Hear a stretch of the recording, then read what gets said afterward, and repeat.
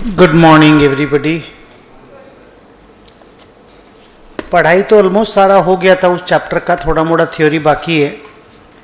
Sums क्या क्या बाकी है ये बताओ। 5 और 7 अभी मत बोलना, बिकॉज 5 और 8 अभी मत बोलना। बाकी सारा सम हम लोग करने के लायक हैं। जो बाकी है बैक से बोलते जाओ। 21 बाकी है, 21, 20, 19, 18, 17, 18 बाकी है। ओके 16 है ना। तो पहले ये सारा कंप्लीट करते हैं। पहले यहां तक करते हैं ना, फिर बात करते हैं। 16 तक पहले कंप्लीट करते हैं। चल 21 नंबर सम को देखो।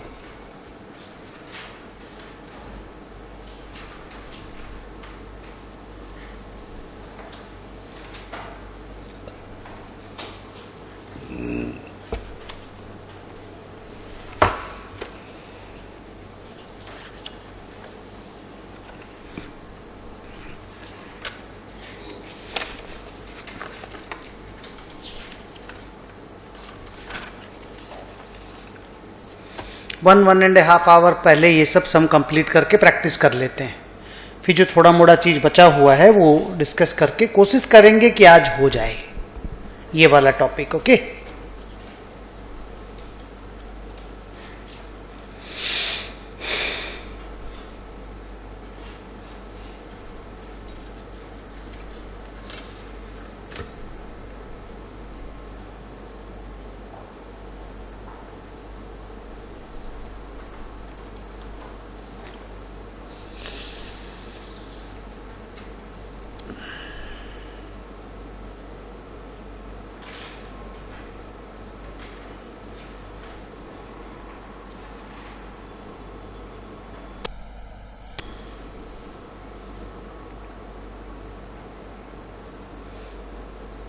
पीछे मत देखो, हो जाएगा ऐसे ही।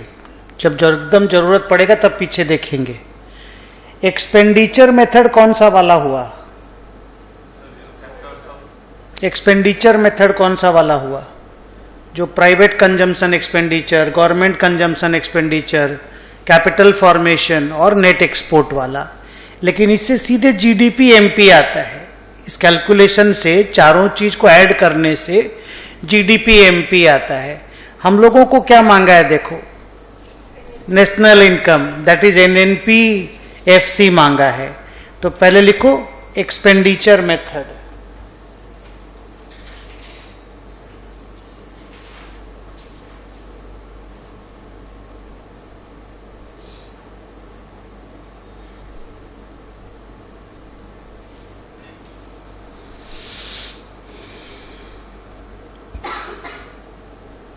इसका शॉर्ट में 4 ठो नाम लिखो। प्राइवेट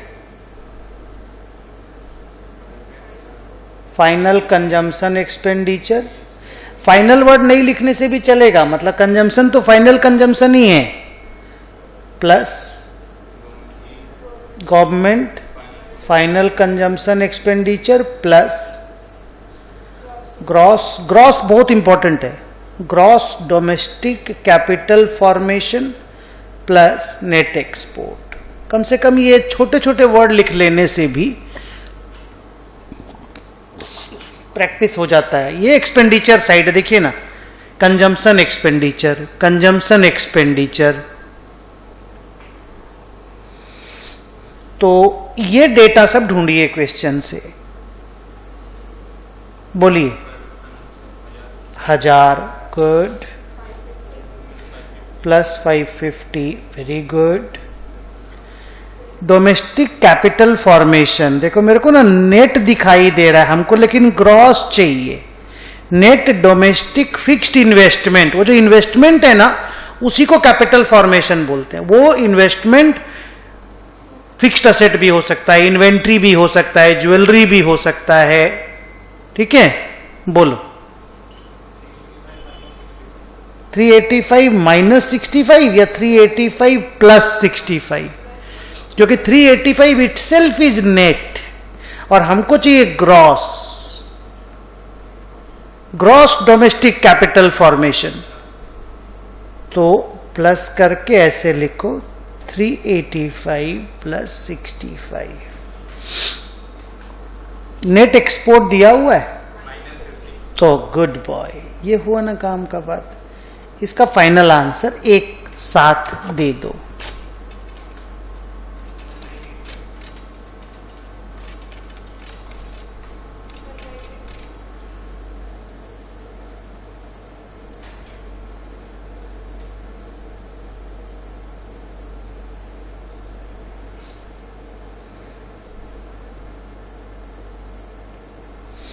इसका इक्वेशन देख के बताओ, आप लोग को याद भी होगा और आप बता भी सकते हो।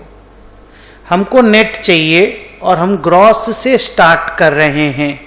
हमको नेट चाहिए, बोलो। Minus depreciation. डोमेस्टिक से स्टार्ट कर रहे हैं, हमको नेशनल चाहिए। डोमेस्टिक से स्टार्ट कर रहे हैं, हमको नेशनल चाहिए। Plus NFIA। मार्केट प्राइस से स्टार्ट कर रहे हैं, हमको फैक्टर कॉस्ट चाहिए, माइनस NIT। वेरी गुड, एकदम रिवीजन अच्छा है बेटा, कोई स्ट्रेस मत लीजिए। इसी तरह का सम आएगा एग्जाम में और थ्योरी का डिस्कशन भी अच्छा से हो गया है। तो GDP MP है 1985। आइए ये सब डेटा खोजते हैं। डेप्रीसिएशन के लिए माइनस 65, NFIA के लिए -10, NIT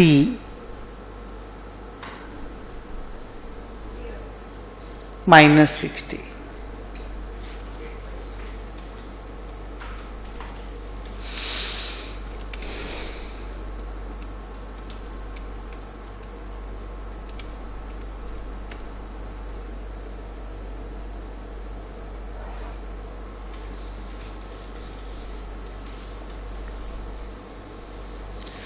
एक्चुअली क्या है ना, एक्सपेंडिचर मेथड ये वाला और वैल्यू एडेड मेथड जो पहला वाला प्रोडक्ट मेथड, उससे सीधा GDP MP आता है।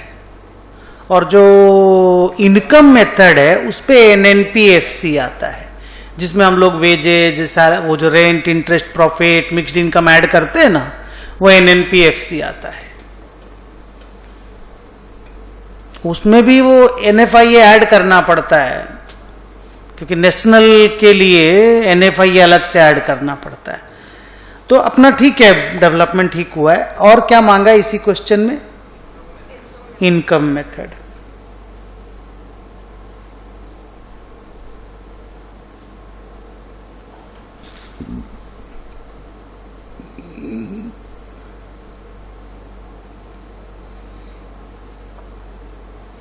बोलो, इसका भी शॉर्ट में फॉर्मूला बोलो।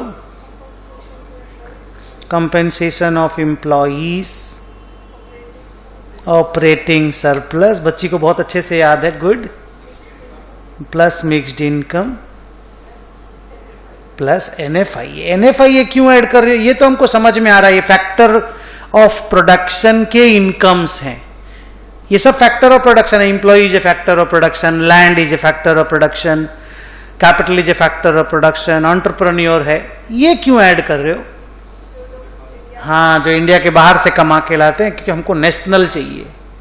चलो ये सब डेटा खोजते हैं और देखो, अगर टैली होता है तो बढ़िया, नहीं टैली हुआ तो reason is due to the approximation and lack of information.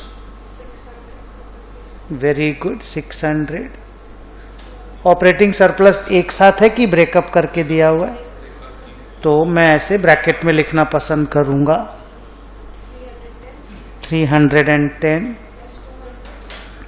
Plus 200 plus 400, good,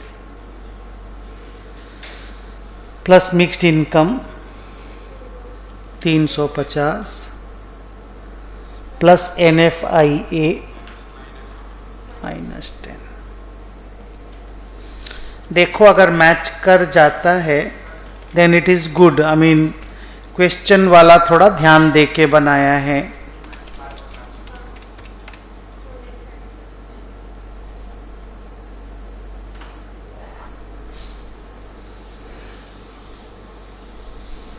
exam में ये सब जब लिखोगे ना, देखो ये सब एग्जाम में तो ये फुल फॉर्म में रहना चाहिए और ये जरूर रहना चाहिए, और ये रहता है ना तो ही तुम्हारा भी प्रैक्टिस अच्छा होता है। तुम लोगों को जो अभी याद हुआ है, बोल पा रहे हो ना, that is only because of this writing again and again. Question number 20 देखो।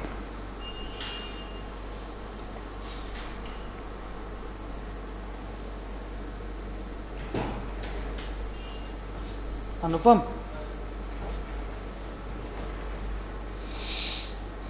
2-5 बंद करके 1-6 चालू करो। नहीं, ग्रीन टी दे दो अगर है तो। चिंटिया से क्या मांगा है बच्चों? सेल्स। सेल्स मतलब वो वैल्यू एडेड मेथड वाला ना। और नीचे क्या दिया हुआ है? नहीं, सेल्स तो निकाल लेंगे, जो जिसके बेस पे आप निकालोगे, बिकॉज सेल तो एक पार्ट हो गया ना जीडीपी का, तो कुछ तो आंसर तो चाहिएगा ना बड़ा वाला। ये लोग दिया है net value added at factor cost. देखिए एनडीपीएफसी दिया है, लेकिन सेल्स वाला जो फॉर्मूला होता है ना वो जीडीपी एमपी का होता है, याद है ना। तो पहले एक काम करते हैं, पहले फॉर्मूला को रीराइट कर लें या फिगर से ही काम करोगे, योर विश, जैसे भी बोलोगे वैसा हो जाएगा। एक बार फॉर्मूला रीराइट करते हैं, कोई दिक्कत नहीं है। आप हमको जीडीपी एमपी का वैल्यू एडेड वाला फॉर्मूला बताओ जो सबसे पहले हम लोग पढ़ते थे। Sales minus intermediate consumption plus changes in stock. ये वो माल है जो बिक गया बेटा, और ये अगर कोई इंटरमीडिएट कंजम्पशन का माल वो भी तो बिक जाता है ना, वो भी सेल में आ जाता है। और ये बना लिए लेकिन बेचे नहीं, तो वो भी तो इसी बार बना है। हम लोग को ना ये नहीं दिया हुआ है, हम लोगों को दिया हुआ है एनडीपीएफसी। तो अब प्रॉब्लम क्या है देखो, अगर एनडीपीएफसी इससे निकालते हैं, यानी कि इससे निकालते हैं, तो ये तो हम एज इट इज लिख सकते हैं। डायरेक्ट फॉर्मूला लिख रहे हैं बेटा इस बार, डायरेक्ट, हिम्मत कर रहे हैं डायरेक्ट लिखने का।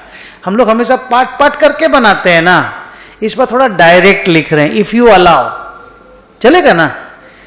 तो ये मैंने पहले लिख दिया, sales minus intermediate consumption plus changes in stock. अब ये जीडीपी, मेरे को एनडीपी चाहिए, तो माइनस डेप्रीसिएशन। तो ग्रॉस तो नेट हो गया, डी और डी डोमेस्टिक डोमेस्टिक टैली है। अब मेरे पास है मार्केट प्राइस, मेरे को फैक्टर कॉस्ट चाहिए, माइनस एनआईटी। अब देखो बेटा सुनो, इसका आंसर दिया हुआ है और इसके सारे डेटा दिए हुए हैं, खाली सेल मिसिंग है। इक्वेशन के फॉर्म में लिख देने से हो जाएगा। जानबूझ के ऐसा किए, इस बार पहली बार हम ऐसा किए कि एक शॉट में आंसर निकालने का कोशिश कर रहे हैं। चलेगा ना ये तरीका भी? गुड। बताओ ये कितना दिया, पहले इसको कॉपी कर लो, नहीं कॉपी कर लो पहले।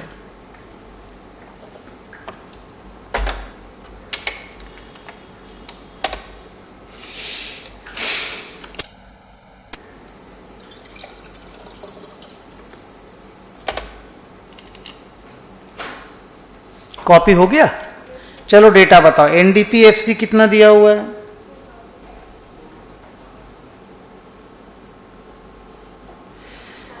इंटरमीडिएट कंजम्पशन है -3000, चेंजेस इन स्टॉक +500, डेप्रीसिएशन है, हाँ वो डेप्रीसिएशन ही है, और नेट इनडायरेक्ट टैक्स है, हाँ -200 है, क्योंकि वो नेट इनडायरेक्ट टैक्स जो है वो इनडायरेक्ट टैक्स माइनस सब्सिडी होता है, तो खाली सब्सिडी दिया हुआ है, तो मैं सीधे +200 लिख दूं। गुड।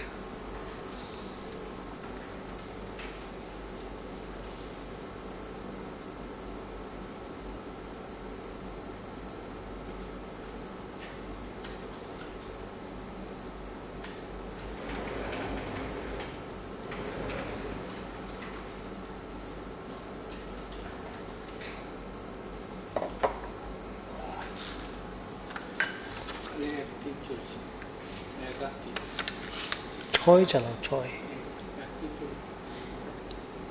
এক বন্ধ করে দো, ছয় চালাও।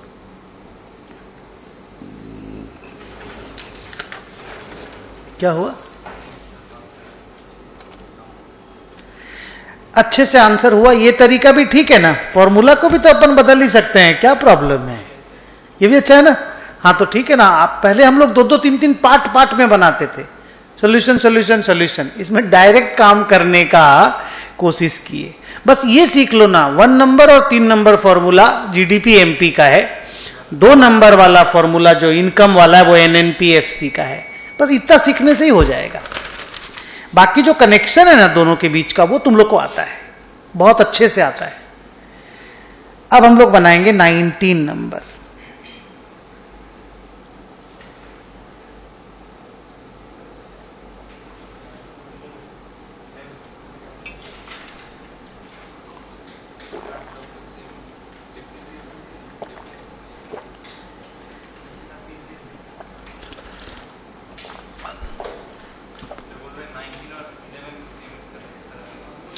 वो छोड़ो ना यार, अपने सम बनाते हैं ना, बाद में जब एकदम ही सेम लगे ना फिगर उगर भी, तो मेरे को बोल देना, मैं उसके बाद अगले बार वाली बुक में हटा दूंगा।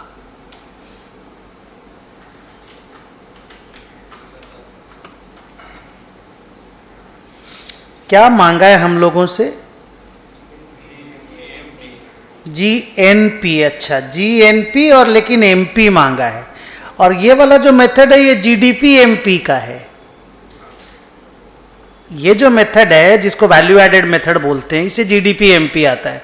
इसको जीएनपी करना है। एमपी तो एमपी है, जीएनपी करना है तो एनएफआई है ना, प्लस करना पड़ेगा ना, डोमेस्टिक से नेशनल में जाना है तो एनएफआई प्लस कर देंगे। तो उन्होंने जो मांगा है, देखो मैं इस बार डायरेक्ट लिखने की कोशिश कर रहा हूं, GNP MP is equal to, बोलिए सेल्स। वही जो वैल्यू है ना वो सेल्स ही है। वो जो value of output in primary sector नहीं दिया हुआ क्या, वो सेल ही है। नहीं, आंसर नहीं चाहिए अभी, फॉर्मूला। हाँ, minus intermediate consumption plus changes in stock. रुको, ये हुआ जीडीपीएमपी और मेरे को चाहिए जीएनपीएमपी, तो प्लस एनएफआईए। बस अब चलो, पहले 3 तो सेल दिया है, बताओ कहां पे है। 3 सेल बताओ कहां पे है। Primary sector, secondary sector, tertiary sector. एक एग्रीकल्चर एंड माइनिंग हो गया, दूसरा मैन्युफैक्चरिंग हो गया, तीसरा सर्विस हो गया। प्राइमरी का सेल बताओ 500, सेकेंडरी का सेल 900, टर्शियरी का नहीं है। Okay, very good. अब आपको 3 ही इंटरमीडिएट कंजम्पशन दिया होगा, हो सकता है 2 दिया हो, पर 3 देता है क्वेश्चन पेपर। बोलो,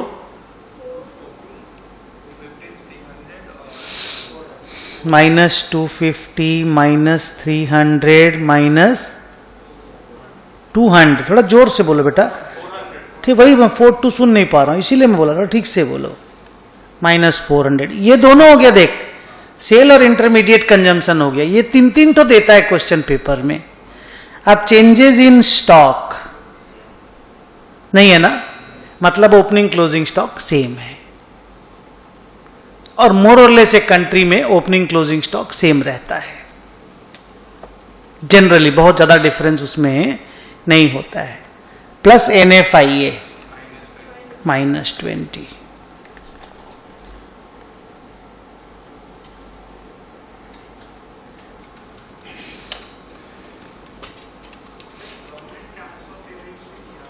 हाँ, वो जब हम लोग पर्सनल इनकम निकालेंगे ना, आज पढ़ाएंगे आप लोगों को, एक बार ये प्रैक्टिस करवा दें तब। खाली तुमको, क्योंकि तुम पिछली बार भी पूछा था और अभी भी एक बार ये आ गया अब तो क्वेश्चन पेपर में, तो अभी ये बता दूं।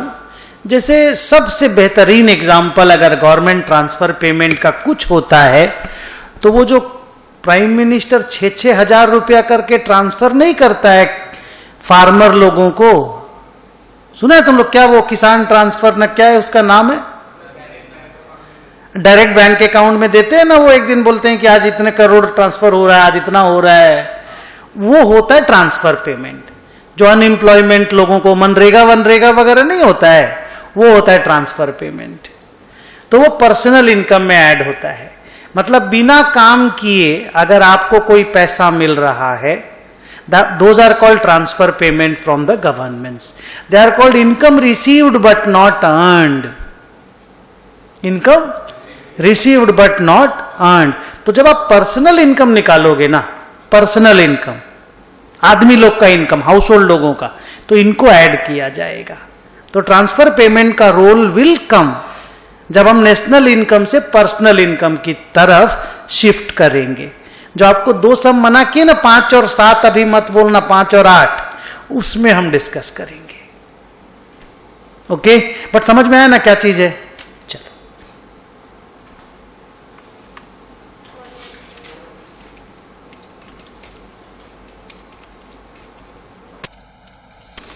1130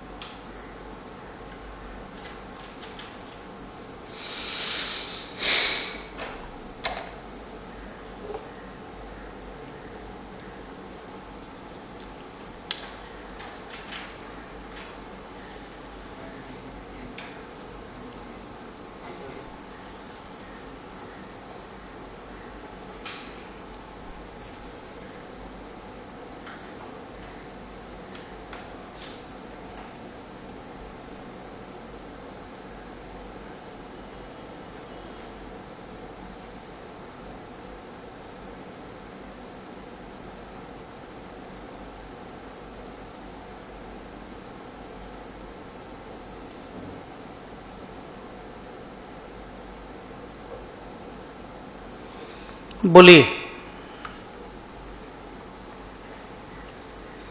इनकम मेथड मतलब वही वाला सैलरी रेंट वाला जिसे एनएनपीएफसी निकलता है,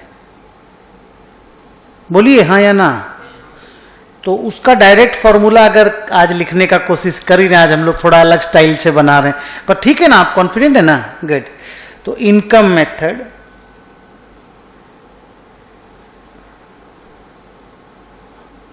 जीडीपी पहले आप अपने हिसाब से मेरे को एनएनपीएफसी बोल दो। NNPFC compensation of employees plus operating surplus plus mixed income. Very good. ये हुआ नहीं अभी, प्लस एनएफआईए होने से एनएनपीएफसी आ जाएगा इनकम मेथड में। अब रुकिएगा, मैं कितना सुंदर चीज दिखाऊंगा। ये हुआ बच्चों एनएनपीएफसी। इनको चाहिए डोमेस्टिक, नेशनल नहीं चाहिए, यानी एनएफआईए इनको नहीं चाहिए। तो प्लस एनएफआईए माइनस एनएफआईए करना होगा। तो मैं हटा दूं डायरेक्ट या ऐसे ही करूं? इसके बाद वाले में हटा देंगे ना, ऐसे अभी काट दूंगा मतलब तुरंत। तो ये हो गया मेरा एनडीपीएफसी। मेरे को चाहिए मार्केट प्राइस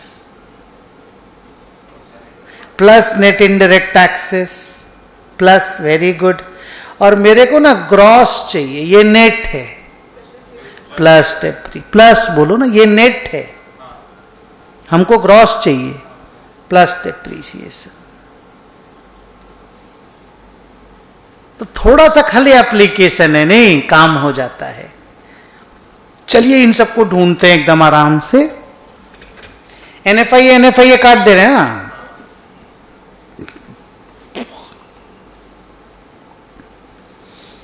फॉर्मूला लिख लिया आप लोग? बोलो कंपेंसेशन ऑफ एम्प्लॉय मिल रहा है, बोलो। गुड। ऑपरेटिंग सरप्लस में ना 3 नाम होते हैं, rent, interest and profit. Rent नहीं मिल रहा मेरे को, मिला, बोलो 34। इंटरेस्ट मिला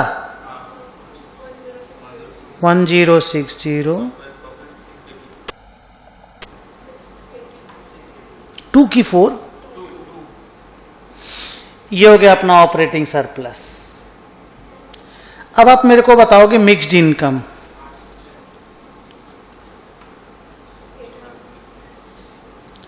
अब आप मेरे को बताओगे नेट इनडायरेक्ट टैक्सेस। मेरे को इनडायरेक्ट टैक्सेस तो मिला है, सब्सिडी नहीं मिल रहा है,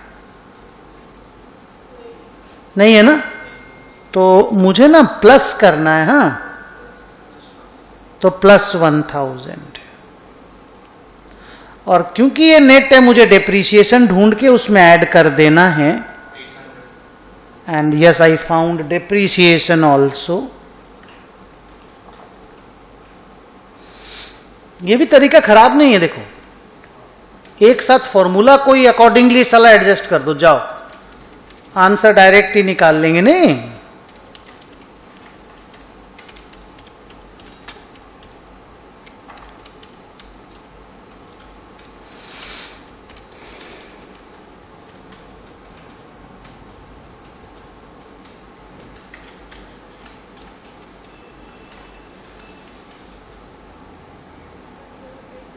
जीडीपी एमपी आ गया मेरा 10890, साथ में उन्होंने मांगा है जीएनपी एमपी।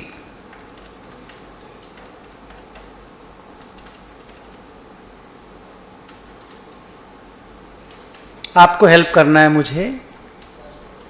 हाँ, प्लस एनएफआईए ना, तो एनएफआईए तो जरूर दिया होगा।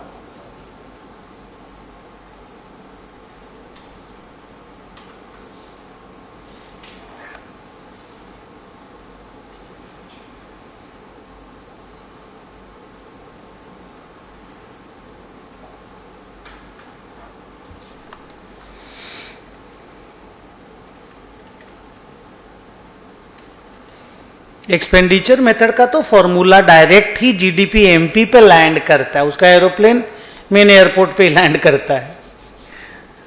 Private final consumption, government final consumption, gross, domestic capital formation, net, export.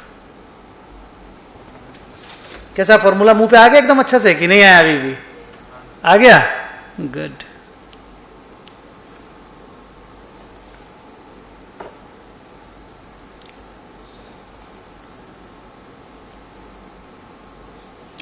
Seven 314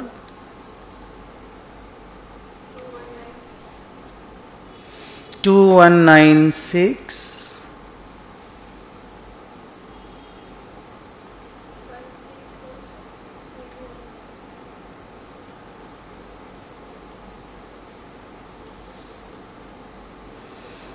1442 जो है ना, 1442 वो ये है डोमेस्टिक कैपिटल फॉर्मेशन। बस प्रॉब्लम है कि वो ग्रॉस है कि नेट है वो देख के पता नहीं चल रहा है। वो खाली लिखा डोमेस्टिक इन्वेस्टमेंट। ये इन्वेस्टमेंट तो इसमें 2-3 तरह का होता है, प्रॉपर्टी में इन्वेस्टमेंट, फिक्स्ड असेट में तुम्हारा क्या नाम, स्टॉक में इन्वेस्टमेंट, ज्वेलरी में इन्वेस्टमेंट, सब इन्वेस्टमेंट इसी में आता है। इसी का दूसरा नाम इन्वेस्टमेंट है। ये हम खा लिए, ये हम इन्वेस्ट कर दिए, तो दोनों ही तो कंट्री का जीडीपी है ना यार।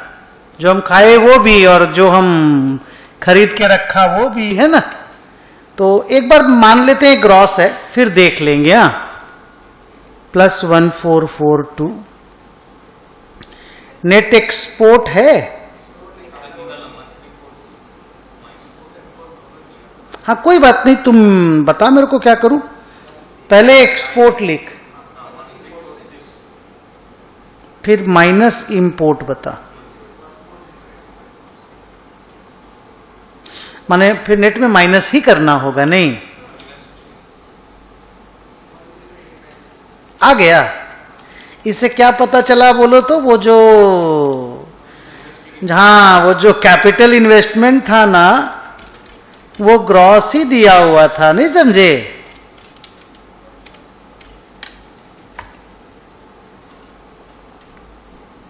ये स्लाइड प्रिंटिंग बोल दो, या जो टीचर क्वेश्चन बनाता है उसके दिमाग में ग्रॉस चल रहा है पर वो ग्रॉस लिख नहीं रहा है, नहीं समझे? तो वो हम लोग को प्रॉब्लम हो जाती है स्टूडेंट लोगों को कि आप तो ग्रॉस लिखे नहीं, आपने डिप्रिसिएशन भी दे दिया, इन्वेस्टमेंट भी दे दिया, तो हम तो प्रॉब्लम में आ जाते हैं ना। तो वो ऐसे करके क्रॉस चेक करके ही, उपाय नहीं है, करना पड़ेगा। जीडीपी एमपी आ गया, जीएनपी एमपी का तो सेम तरीका होगा।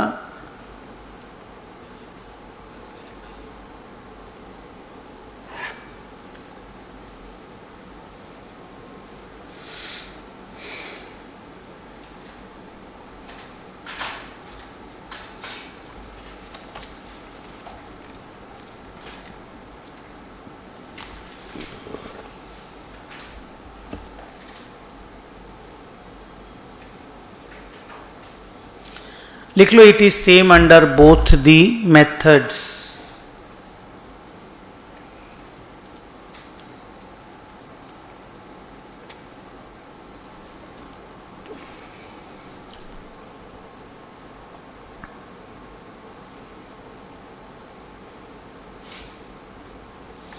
देख के बताओ कौन सा फॉर्मूला से सम बनेगा। सबसे छोटा सम आपकी बुक का यही है। कौन सा मेथड है ये? एक्सपेंडिचर मेथड है, लिखो।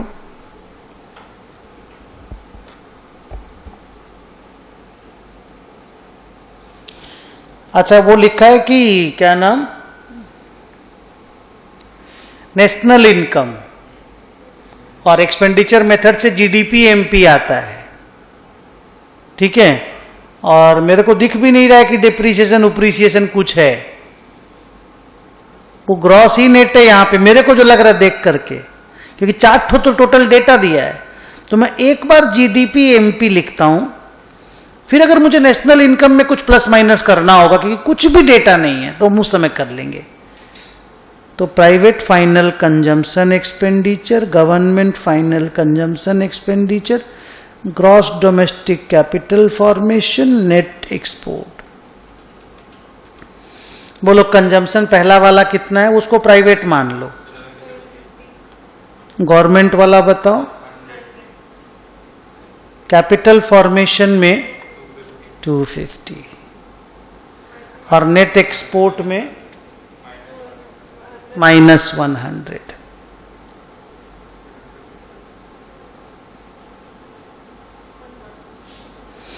कितना है? अब हमसे मांगा है नेशनल इनकम, जो कि NNPFC को बोलते हैं, और डेटा एक भी नहीं है। यहां से हम लोगों को जीडीपी दिया है, डिप्रिसिएशन माइनस करना है, NFIA ऐड करना है, NIT माइनस करना है, अपने पास कुछ भी नहीं है। तो अज्यूमिंग देम टू बी 0, बोल दो इज इक्वल टू 1000।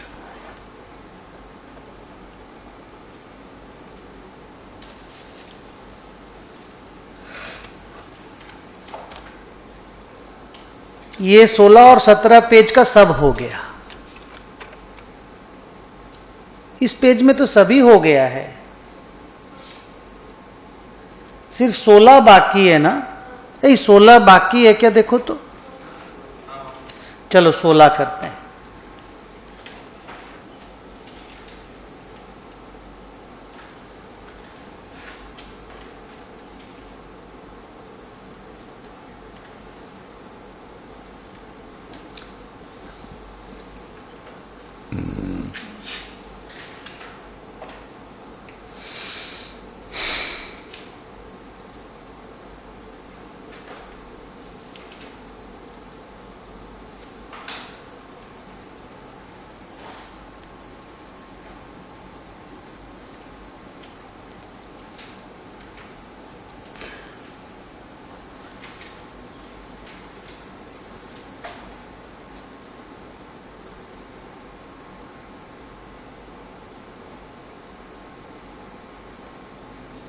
ये भी वही है, क्या नाम, एक्सपेंडिचर मेथड ना। तो पहले बोलता है जीडीपी एमपी निकालो, फिर नेशनल इनकम निकालो, एकदम प्रॉपर सम है, एकदम जिसको बोलते हैं ढंग से बोला हुआ सम है। तो ये यही वाला, ये देख यही वाला फॉर्मूला है।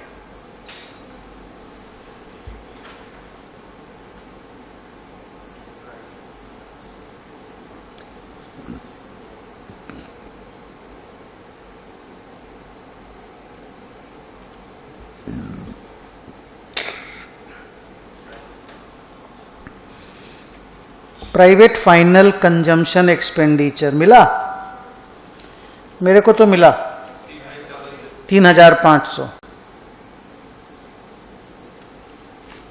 गवर्नमेंट फाइनल कंजम्पशन एक्सपेंडिचर मिल गया मेरे को 1,000।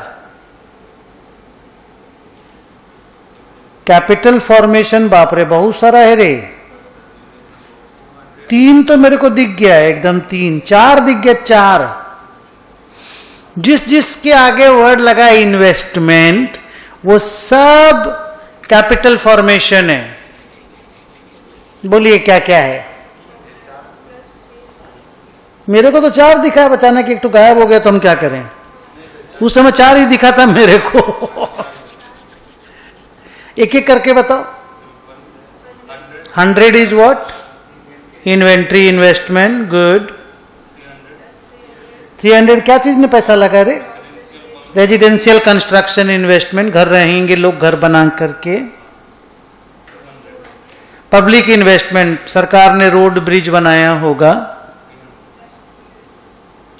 फिक्स्ड असेट लैंड बिल्डिंग हम लोग बिजनेस में खरीदे होंगे।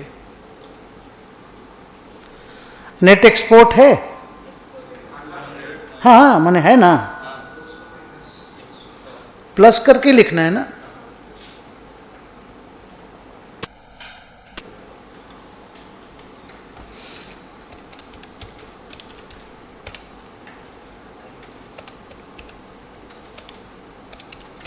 फाइव 5500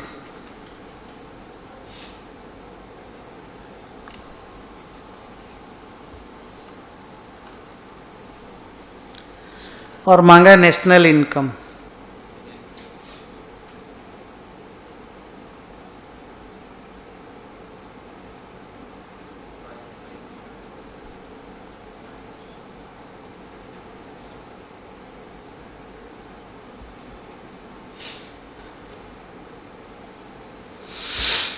डेप्रीसिएशन है 50। NFIA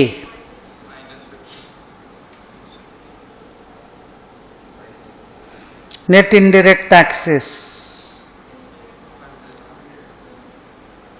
माइनस करूंगा ना,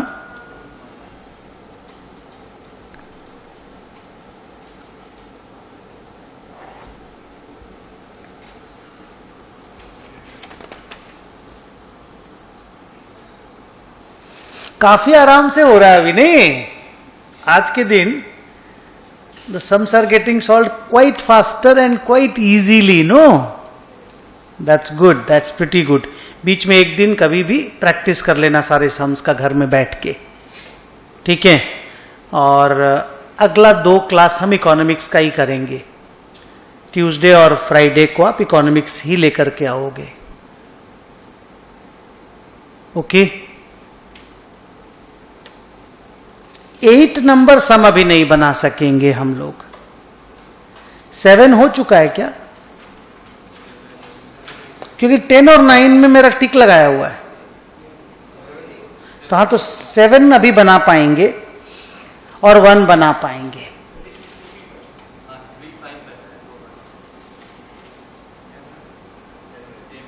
हाँ, तो 3 अभी बना लेंगे। तो सीरियली 7, 3 एंड 1 बनाओगे। अभी पहले 7 देखोगे।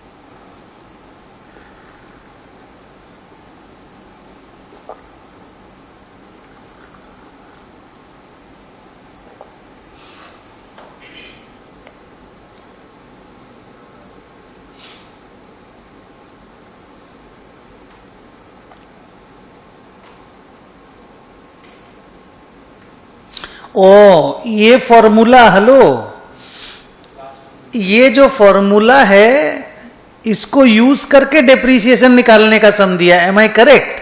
तो इसी को यूज करते हैं ना, लिखा हुआ है हम लोग के पास। तो national income is equal to GDP MP minus depreciation plus NFIA minus NIT. National income दिया 850, जीडीपी एमपी दिया है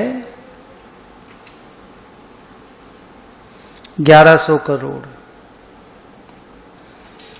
डेप्रीसिएशन मिसिंग है, एनएफआईए है और एनआईटी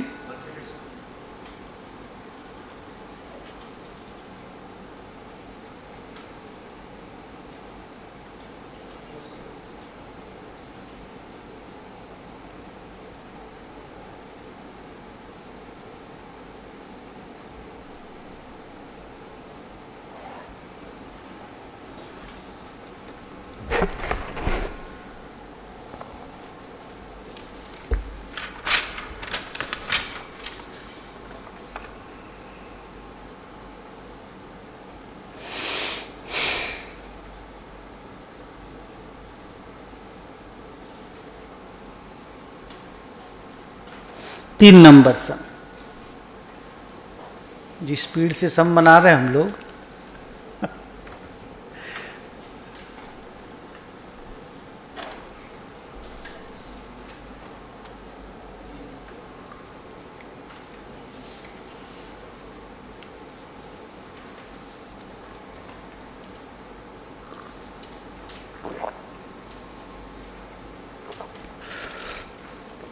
आप जब आईसीएआई का मैथ देखोगे ना इकोनॉमिक्स का, ऐसे आपको एकदम ऑनेस्टली बता रहे हैं, मैथ देखने की जरूरत नहीं, मतलब 1 इंच भी हम छोड़े नहीं है। मेरी तरफ से 100% कवर मैथ का हो गया है। फिर भी आप कभी मैथ देखोगे ना तो way of solving sum is different, sum का आंसर्स विल बी सेम, क्योंकि हम लोग एक पैटर्न से कराते हैं जो बच्चों के लिए आसान होता है। वो लोग कभी भी कुछ भी कर देता है। तो they know what they are doing, we know what we are doing ना, तो वो डिफरेंस आपको मिलेगा। अदरवाइज ना आप सेम आंसर्स आपको मिलेंगे।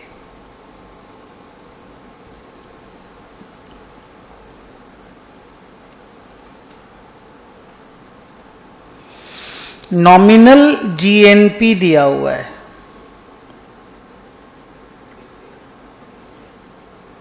ये बेस ईयर का है, नहीं 2010 का है, और वो बेस ईयर ही है ना।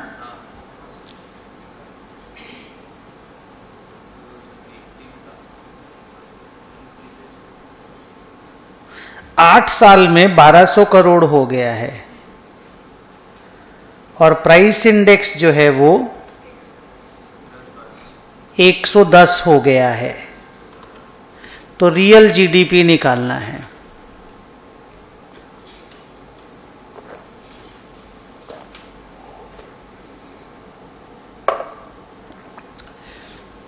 बोलिए क्या फॉर्मूला है?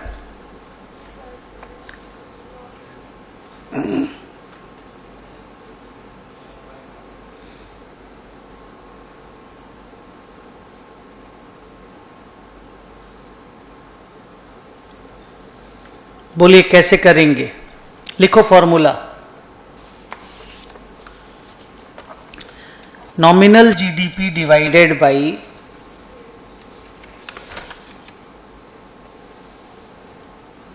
Real GDP is equal to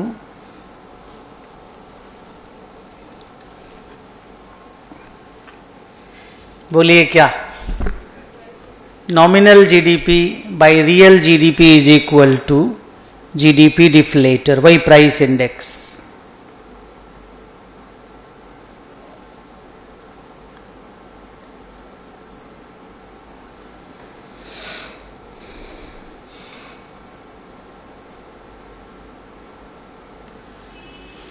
ये है फॉर्मूला। ये फॉर्मूला ध्यान में है, मैं आपको दिखाता हूं कहां गया, ये रहा।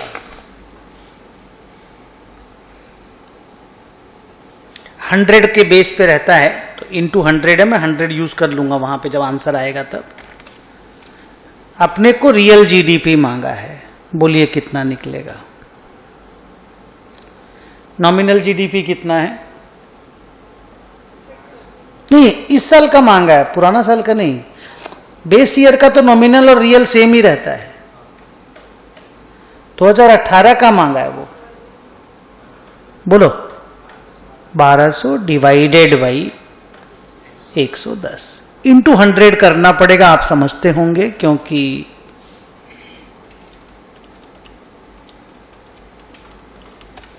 $1090.91।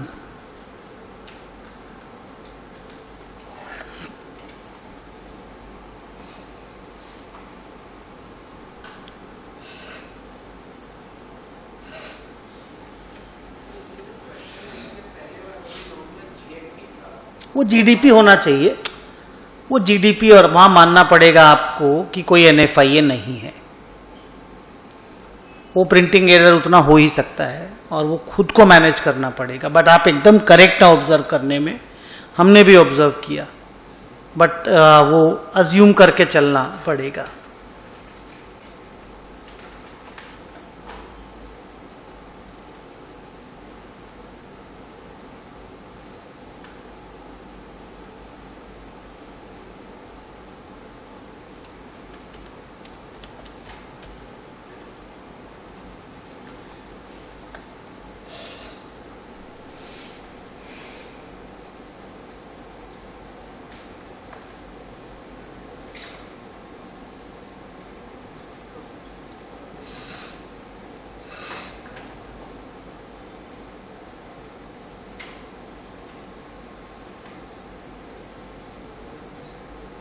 जीडीपी डिफ्लेटर बोलता है फाइंड आउट, और फाइंड आउट करके ही दिया हुआ है ना?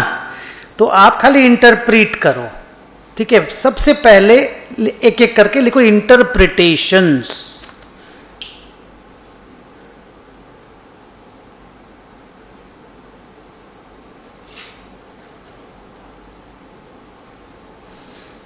सबसे पहला इंटरप्रिटेशन, कौन से साल का नॉमिनल और रियल जीडीपी सेम है? 2014 का, तो वो हमारा बेस ईयर हो गया। लिखो the nominal and real GDP of 2014 is same, therefore 2014 is our base year.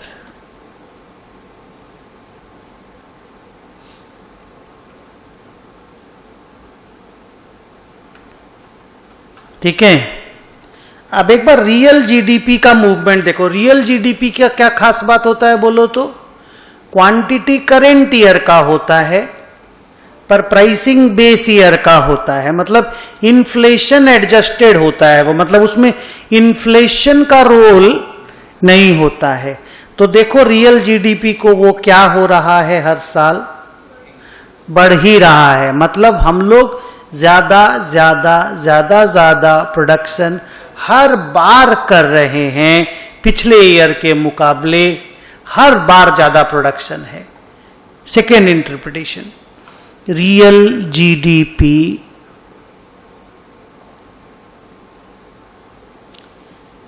which is measured at constant prices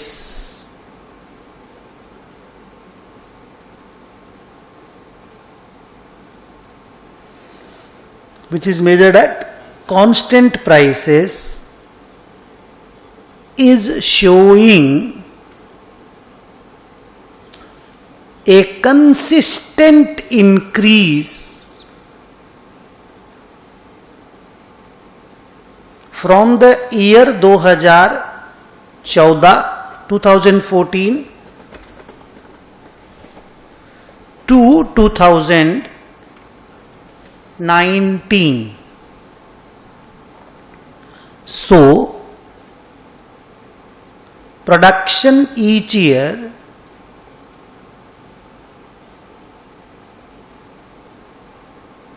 is increasing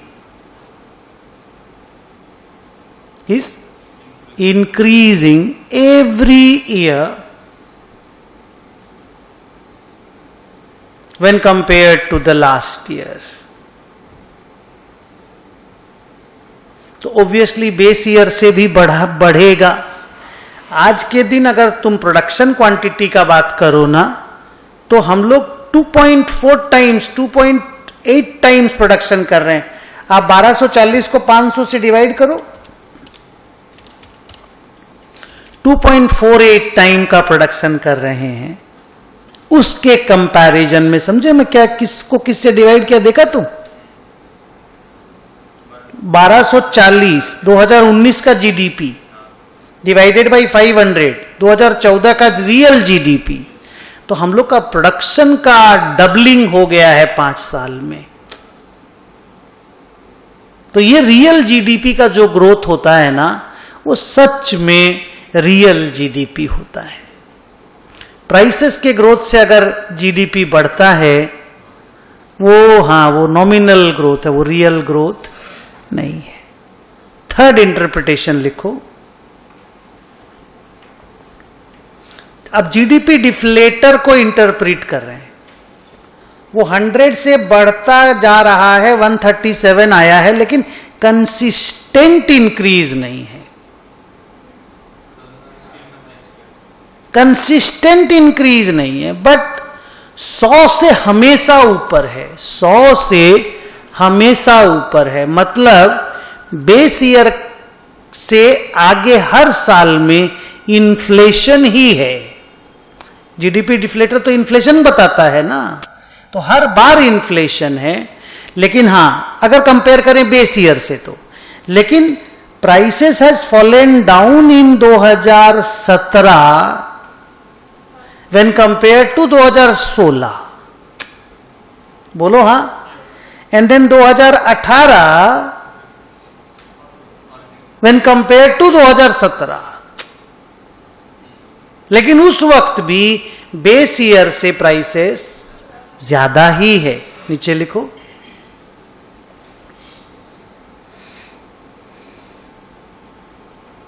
लिखो GDP deflator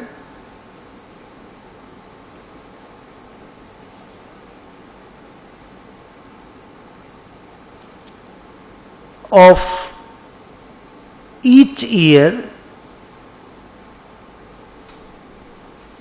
subsequent to the base year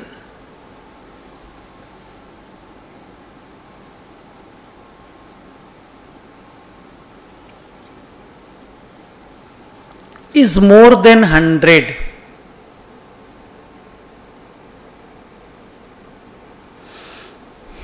Is more than 100. Full stop. This means prices have risen when compared to the year 2014. Full stop. However,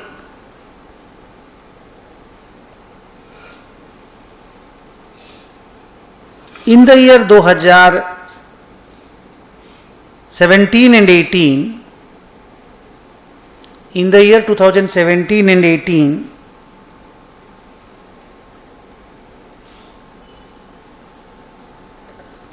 बोलिए, the prices have fallen when compared to 2016.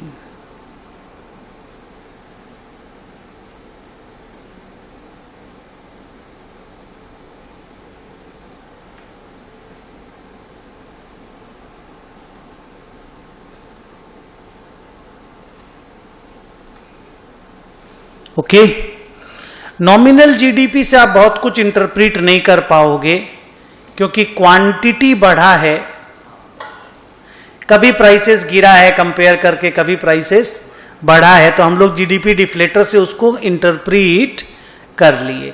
इतना interpretation से आपको अपना marks मिल जाएगा। खाली एक line लिख लो 3 number करके, 4 आएगा ना। लिखो nominal GDP is measured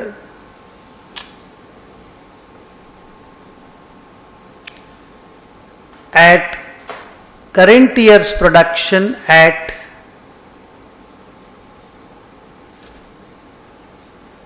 is measured at मत करो, measured by current year's production at current year's prices.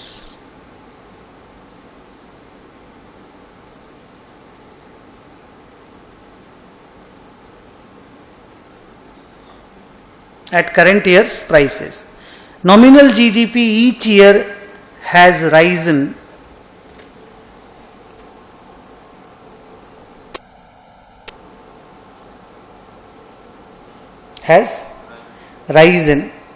but नहीं लिखो and quantity of production has also risen।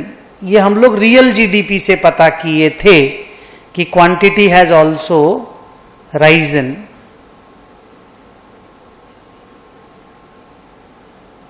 but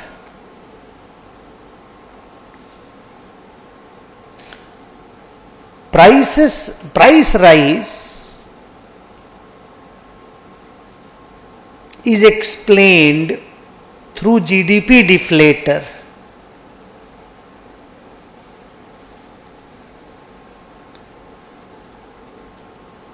समझे क्या बोलने की कोशिश किए? वो आप नॉमिनल जीडीपी से नहीं बता पाओगे, उसी के लिए तो जीडीपी डिफ्लेटर बनाया गया कि प्राइसेस का राइज कैसा है। ठीक है, बस ये हो गया इंटरप्रिटेशन। अब हम लोग का बुक में 2 सम बनाना बचा। ऑब्वियसली आज हम लोग खत्म करके उठेंगे। पहले आप अपने बुक में पेज नंबर 6 में जाओगे।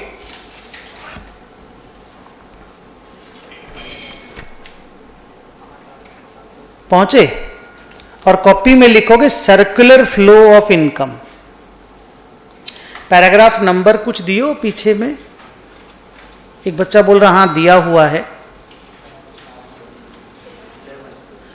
11 तक हो गया है, अभी 12 लिखेंगे। Okay good.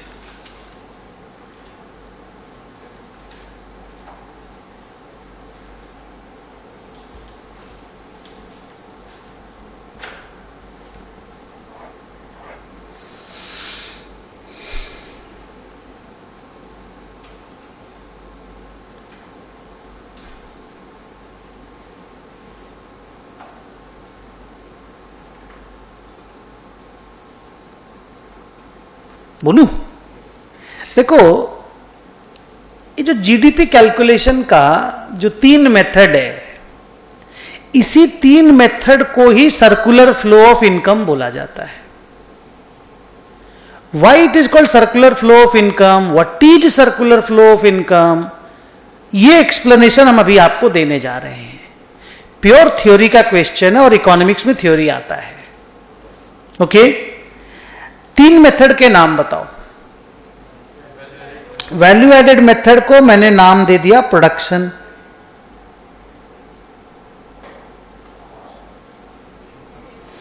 Income, expenditure.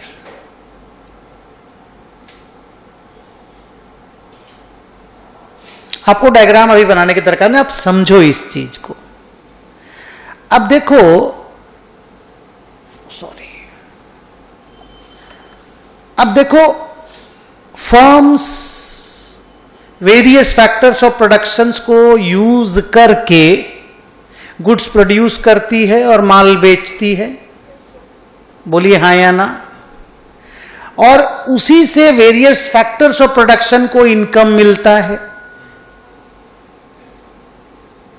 तो यहां पे एक्चुअल में प्रोडक्शन हुआ गुड्स एंड सर्विसेज का, और इस फेज में उससे जेनरेटेड इनकम को फैक्टर ऑफ प्रोडक्शन में बांट दिया गया, यस और नो? एंड देन उसी इनकम को उन्हीं फैक्टर लोगों ने एक्सपेंडिचर किया। भाई ये प्राइवेट लोगों को, गवर्नमेंट को, जिनको जिनको भी इनकम मिला उन्होंने स्पेंड किया। स्पेंड किया तो क्या किया? वही माल खरीदा जो प्रोडक्शन हुआ, तो वापस से ये पैसा इन लोगों के पास चला गया, फिर उस पैसे से इन लोगों ने प्रोडक्शन किया। नहीं समझे? तो ये जो 3 फेज है ना, ये सर्कुलर फ्लो में चलता है। प्रोडक्शन हुआ, लोगों को इनकम हुई, लोगों ने एक्सपेंडिचर किया। प्रोडक्शन हुआ, लोगों को इनकम हुई, लोगों ने एक्सपेंडिचर किया, और जैसे लोगों ने एक्सपेंडिचर किया वापस से उस पैसे से प्रोडक्शन हुआ। So that is called circular flow of income. Copy में लिखो,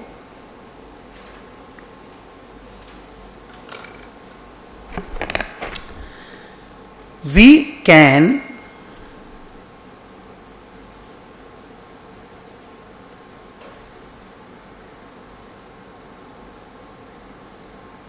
can explain the circular flow of income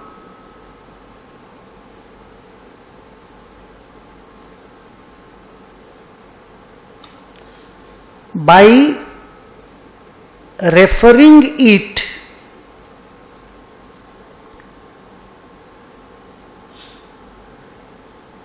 to the continuous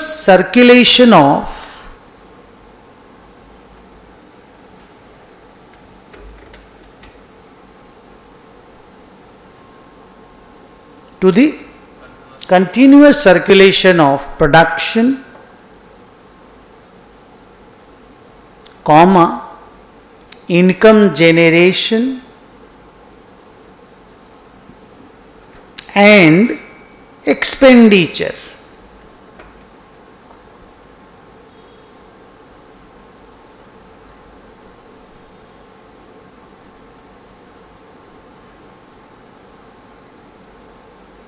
Full stop. They are the 3 phases, PHASES. They are the 3 phases of circular flow of income.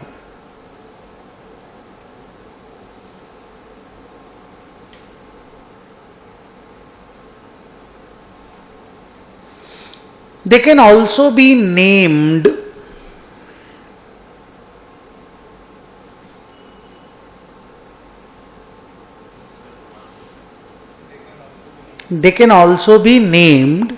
as नीचे A B C, A production,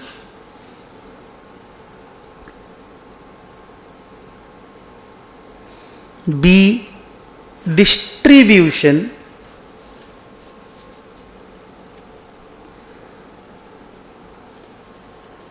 C disposition.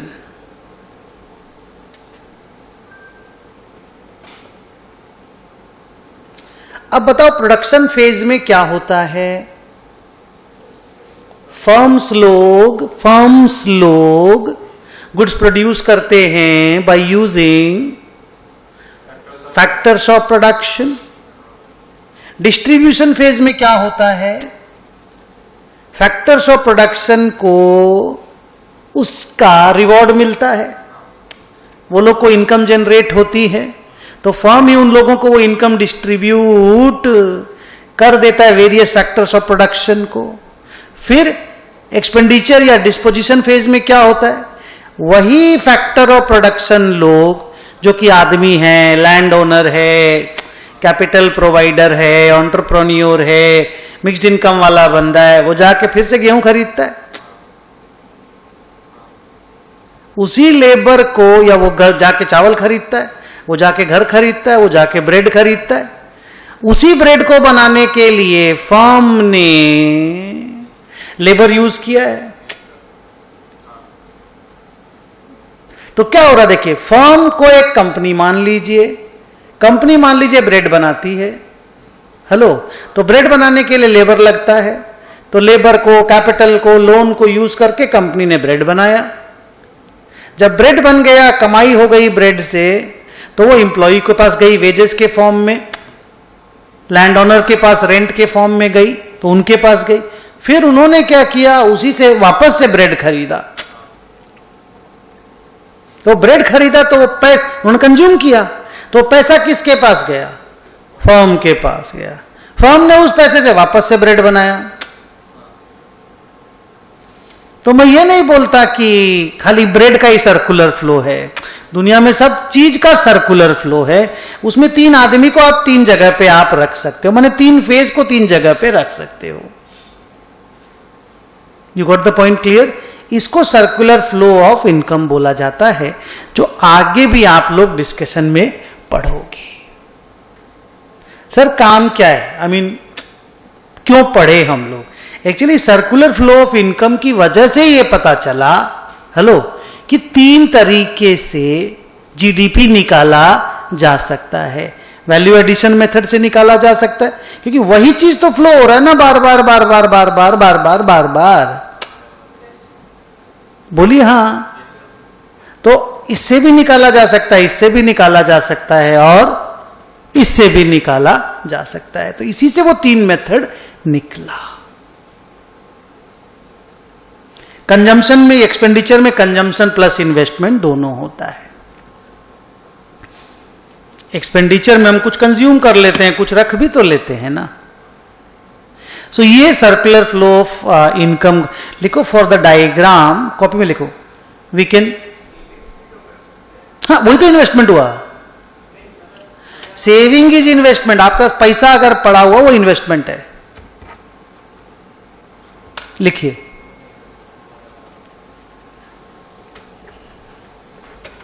क्या लिखा? For the diagram we can see the book.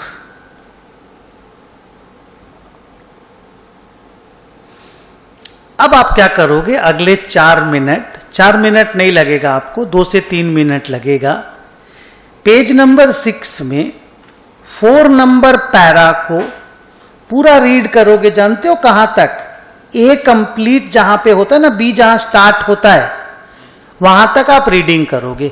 Main portion मैंने explain कर दिया, सम terminology, सम मोर, बड़ा बड़ा explanation. Question जितने marks का आएगा उस हिसाब से आप अपना आंसर लिखोगे। ये तो नॉर्मल आइडिया है ही, डायग्राम बनाना चाहिए जितना बार भी हो सके। नहीं समझे? चलो पढ़, 2 मिनट में, 4 मिनट में पढ़ के रेडी हो। मैं नेक्स्ट का तैयारी करता हूं।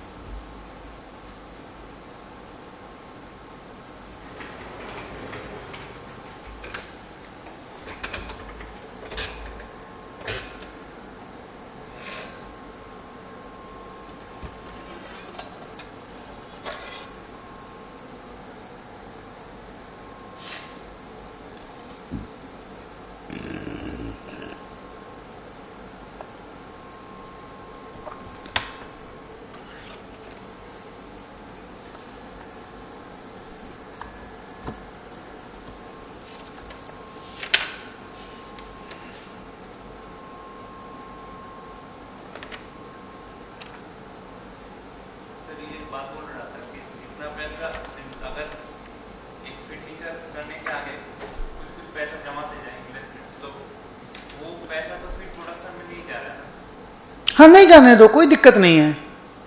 उसको जीडीपी में नहीं रखेंगे। वो पैसा अगर नहीं जाएगा प्रोडक्शन में तो अगले बार के जीडीपी में नहीं आएगा। इस बार के जीडीपी में वो आ गया। फॉर एग्जाम्पल आपने इस बार जो घर बनाया वो भी तो एक तरह का सेविंग ही है, वो इस बार के जीडीपी में आ गया, अगले बार के जीडीपी में वो नहीं आएगा।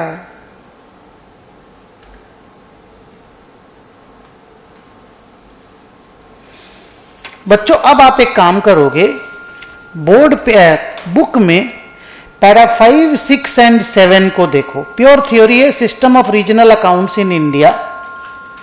बोरिंग सा थ्योरी, बाई चांस एग्जाम में आ गया लिखने पेज नंबर 9 में। उसके बाद पेज नंबर 10 में जीडीपी एंड वेलफेयर। क्या ट्रूली जीडीपी अगर कोई कंपनी का बढ़ रहा है तो क्या सच में वेलफेयर बढ़ रहा है? एक सबसे बड़ा एग्जाम्पल वो है कि अगर प्राइसेस की वजह से जीडीपी बढ़ रही है तो क्या चीज का वेलफेयर? अगर जीडीपी की वजह से कुछ लोगों को इनकम हो रहा है तो क्या चीज का वेलफेयर? अगर इनकम का डिस्ट्रीब्यूशन प्रॉपर नहीं है तो GDP of the country is rising but people of the country are becoming poorer and poorer. तो कहां से जीडीपी और वेलफेयर का कनेक्शन हुआ? जो बीजेपी सरकार पे अभी ऑपोजिशन पार्टी, और जब ऑपोजिशन पार्टी रूलिंग में रहता था तो बीजेपी जो एलिगेशन लगाते थे कि stock market is not the indices of, कि स्टॉक मार्केट बढ़ रहा है तो पीपल आर हैप्पी और नॉट हैप्पी, ये इनकम डिस्ट्रीब्यूशन पे डिपेंड करता है, जीडीपी पे नहीं। जीडीपी तो हिंदुस्तान का बढ़ ही रहा है, फिर गरीब और गरीब क्यों हो रहा है, अमीर और अमीर क्यों हो रहा है? उसका डिस्ट्रीब्यूशन कैसे हो रहा है वो बहुत इंपॉर्टेंट है या नहीं है, आप मुझे बताइए। तो income distribution is the main challenge, not the GDP. इसीलिए तो कम्युनिस्ट लोगों का और कैपिटलिस्ट लोगों का पटता नहीं है। कम्युनिस्ट बोलते हैं कि बांटिए और कैपिटलिस्ट बोलते हैं बढ़ाइए प्रोडक्शन को, बांटना अपने आप हो जाएगा। इतना ज्यादा माल रहेगा तो बटेगा नहीं क्या? नहीं समझे? उस तरह का झमेला है ये। तो जीडीपी और वेलफेयर, अब मान लीजिए उस दिन मैं तुमको बता रहा था, lots of police forces to maintain law and order means law and order is bad. जल्दी तो कहां का वेलफेयर भैया? दुनिया भर का army deployment in the border areas, तो दुनिया भर का खर्चा उन लोगों के पीछे। फैक्टर इनकम में तो वो लोग भी तो आएंगे ना, आर्मी मैन। तो क्या चीज का वेलफेयर बताइए? नहीं समझे? तो ये एक हमेशा का लड़ाई है कि क्या GDP is a true measure of welfare? The big answer is no, but is it a measure of welfare? Answer is yes. क्या इसी से वेलफेयर मेजर हो जाता है? Answer is no. लेकिन क्या जीडीपी बढ़ रहा है तो ये बोल सकते हैं कि हाँ लोग ज्यादा प्रॉस्पेरस हो रहे हैं? तो द आंसर इज यस। पर देन सारे लोग प्रॉस्पेरस हो रहे हैं या नहीं, ये तो पता एवरेज इनकम से आएगा। But then again average income भी तो पर कैपिटा इनकम बता देगा। उसमें तो मुकेश अंबानी का इनकम भी will be divided by 130 crore people. पर वो तो मुकेश अंबानी के घर में पड़ा है ना। तो वो रियल गरीब मानुष के पास, मामाटी मानुष ममता बनर्जी बोलती है, वो गरीब मानुष के पास कितना पहुंच रहा है उसका तो हिसाब हो नहीं सकता। तो बहुत सुंदर तरीके से इंस्टीट्यूट ने एक पैराग्राफ बनाया है, मेरे को बहुत अच्छा लगा। तो हम ऑलमोस्ट एज इट इज उसको कॉपी कर दिए हैं। आइए उसको पढ़ते हैं बैठ करके। एक एक करके बात तो नहीं करेंगे पर एक एक करके पढ़ते हैं जीडीपी एंड वेलफेयर को। अच्छा, पैरा 5 को तुम लोग पढ़ लोगे। पैरा 5 समझे कौन सा वाला? अभी पढ़ लेना क्लास खत्म होने के पहले। हम बोलेंगे पढ़ना फिर जाना, उस पर हम एक वर्ड भी नहीं बोलेंगे, कुछ थरो चीप है वो। चलो, जीडीपी एंड वेलफेयर के बारे में ए नंबर पॉइंट।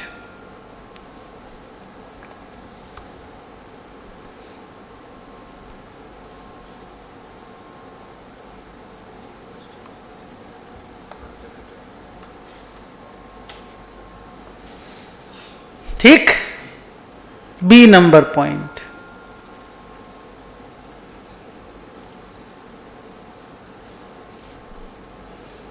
अगर ग्रेजुअली क्वालिटी इंप्रूव हो रहा है, प्रोडक्शन का तरीका अच्छा हो रहा है, पेमेंट का तरीका अच्छा हो रहा है, इंटरनेट लोग यूज कर रहे हैं एंड जीडीपी बढ़ रहा है, तो यस वेलफेयर इज इंक्रीजिंग। जैसे मैं देख पाता हूं, मैंने वो दिन भी देखा है जब कंप्यूटर्स नहीं थे और बैंकों में लाइनें लगती थी और एक तो सेविंग बैंक का पासबुक अपडेट कराने में जान निकल जाता था। अपना पैसा बैंक में विड्रॉ कराने जाते थे, अब तो एटीएम काउंटर लग गए घरों घरों के बाहर में, पैसा कहीं से कुछ भी कभी भी निकाल लीजिए। पहले कैश विड्रॉ करने जाते थे 2000 रुपया, तो एक तो टोकन दे देता था, एक तो गोल जैसा जो मेट्रो में क्या बोलते तुम लोग, कॉइन नहीं होता है, वैसा कॉइन दे देता था बैंक और बोलता था 3 घंटे के बाद आओ। जब 3 घंटे के बाद जाते थे तो बोलता अभी 1 घंटा और लगेगा। 1000 रुपया निकालने के लिए हमने वो दिन देखा है, झेला है हमने वो दिन। वहां से आज के कंपैरिजन में तो yes, welfare has increased, no doubt about that. अगर आप उस कॉन्टेक्स्ट पे कंपेयर करोगे कि टेक्नोलॉजी का जो यूज है उसके कारण लोगों की जिंदगी आसान हुई है और जीडीपी बढ़ा है, तो yes then GDP is a measure of welfare, yes और नो। तो हम बहुत अच्छे से, हमने वो टाइम देखा जब पूरा अकाउंट्स कंपनियों का हम लोग हाथ से लिखते थे। 1995 की बात बोल रहा, 94 की, 94, 93, जस्ट कंप्यूटर हिंदुस्तान में आ रहा था, सिलेक्टेड लोगों के पास कंप्यूटर होता था, तो हाथ से अकाउंट्स लिखते थे। तो मेरे जीजा जी का टैक्स ऑडिट होता था, सीमेंट का काम करते थे वो, तो उनका हाथ से पूरा बुक्स हम लिखते थे। आप समझ रहे हैं 10 करोड़ का सेल ट्रांजैक्शन आप हाथ से लिख रहे हो, जान नहीं निकल जाएगी। आप समझिए ट्यूशन मतलब 96, 97 तक मैं करता था काम, उसके बाद तो बोला मेरे से अब होगा नहीं, आप किसी और से करा लीजिए, क्योंकि मैं पढ़ाने में आ गया फुल फ्लेजेड। तो वहां से आज के कंपैरिजन में तो इंप्रूवमेंट हुआ है ना बेटा। सी पढ़िए, सी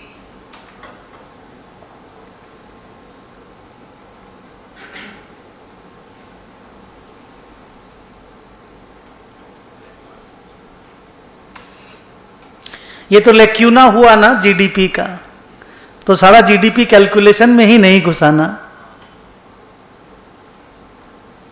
और ड्रग्स वगैरह का बात होगा तो कहां का वेलफेयर भैया, नहीं। डी देखो,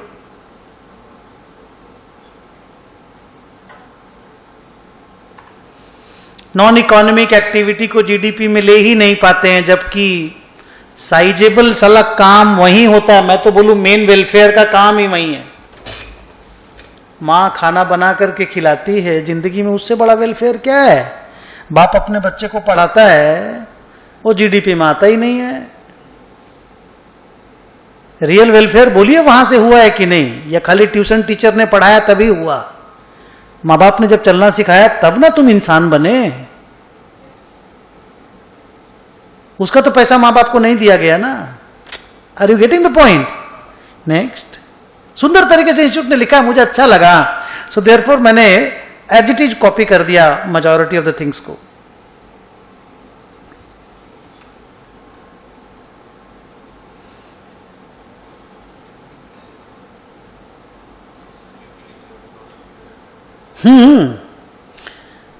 भाई हम अपना लीजर टाइम से जितना ज्यादा बचा करके और काम करेंगे, उतना देश का जीडीपी बढ़ेगा या नहीं बढ़ेगा? जल्दी बोलो।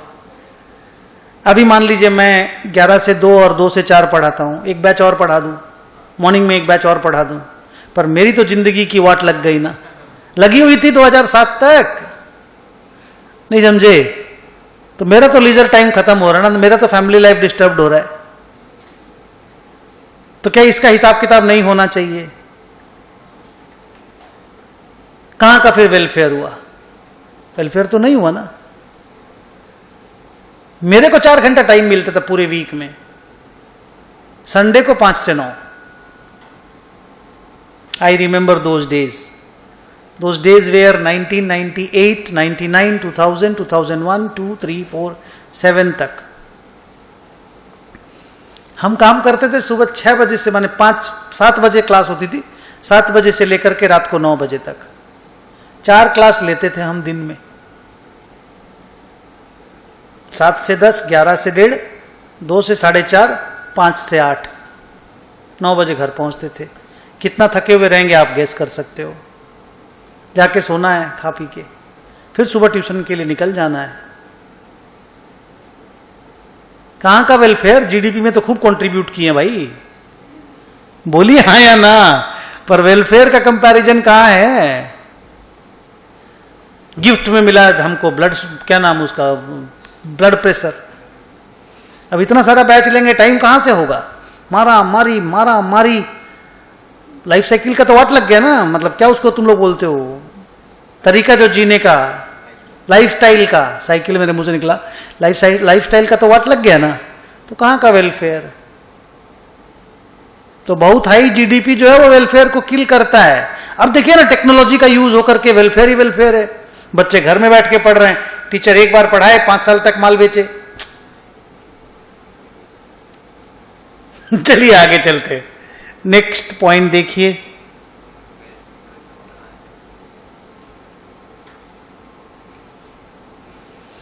ज्यादा गाड़ियां बनेंगी जीडीपी बढ़ेगा, पर ज्यादा गाड़ियां बनेंगी ट्रैफिक कंजेशन होगा, ज्यादा गाड़ियां बनेंगी पोल्यूशन होगा। तो ये तो जीडीपी बढ़ने का वेलफेयर पे बुरा असर नहीं है क्या? तो क्यों बोलते हैं जीडीपी बढ़ने से वेलफेयर बढ़ता है? कितना सुंदर है ना, नोट्स कितना अच्छा से है। नेक्स्ट देखो,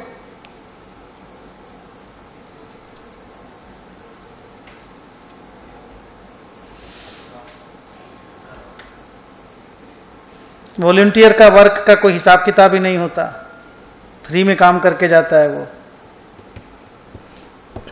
पर सच पूछो तो उतना ही काम करता है जो पेड वर्कर लोग काम करते हैं, उससे ज्यादा ही काम करते हैं लोग। नेक्स्ट,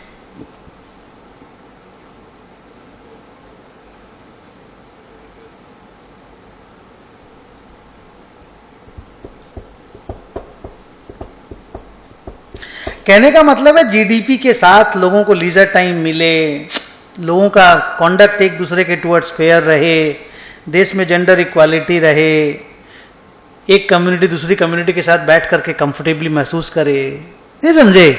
तो वेलफेयर आता है। अकेला जीडीपी देश में वेलफेयर ला देगा? Economic prosperity is not the only prosperity that is required.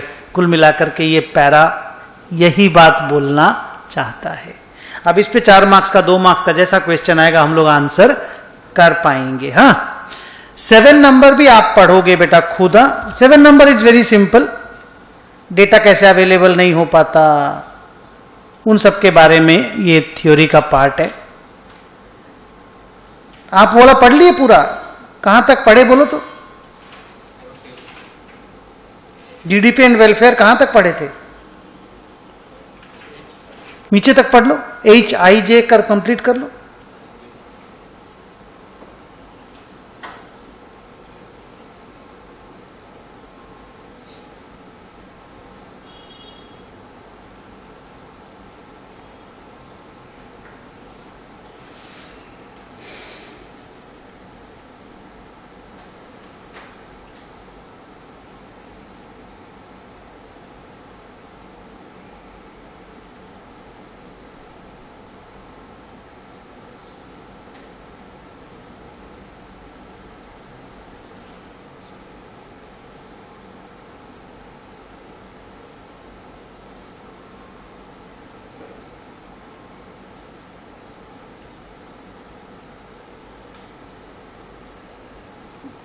J number देखिए, मुझे अच्छा लगा था जे नंबर पैरा। अब रिपेयरिंग पे जो खर्चा होता है वो जीडीपी का पार्ट बनता है, पर रिपेयर क्यों हो रहा है? क्योंकि गाड़ियां खराब हो रही है। अब मेडिकल इंश्योरेंस बिकता है तो जीडीपी में ऐड होता है, लेकिन वो क्यों बिक रहा है? क्योंकि लोग बीमार हो रहे हैं। तो ये बड़ा अजीब सा एक तो कनेक्शन नहीं है क्या? तो ये एक तो हाईलाइट किया इंस्टीट्यूट ने, एक पैरा बनाया। ठीक है, मैं इस डिस्कशन को एक बार यहां ही रोकता हूं, मेरा बाकी बचा हुआ डिस्कशन कंप्लीट करते हैं। 5 और 7 आज आपका रीडिंग होमवर्क है, इसके बारे में हम लोग दोबारा कभी डिस्कशन नहीं करेंगे क्योंकि वो एकदम सिंपल है, उसमें आपको पढ़ के सीधे एग्जाम में आंसर करना है। कॉपी में 10 नंबर 13 नंबर पॉइंट बनाओगे।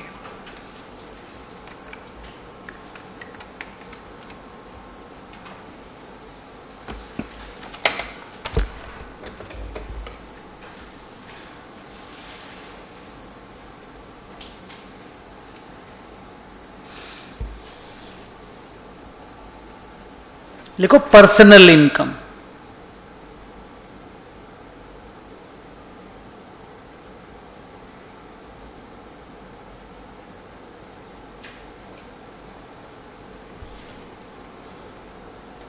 क्या word? Personal income. National income का वो हिस्सा, क्या? नेशनल इनकम का वो हिस्सा जो, अगर वो हिस्सा भी नहीं, कुछ एडलेस भी होगा, पर हिस्सा एक बार बोल के हम करवाते हैं, जो इंडिविजुअल हाउस होल्ड लोगों को मिलता है, तो वो पर्सनल इनकम हो गया।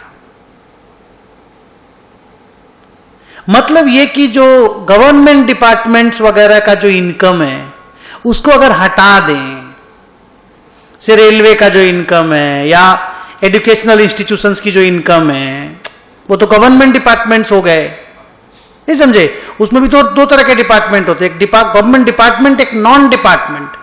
Non department enterprise means they work not under direct control of the government, but they are government subsidiaries type of thing. तो अगर उनकी इनकम को हटा दें नेशनल इनकम में से, तो वो पर्सनल इनकम बन जाता है। ठीक है।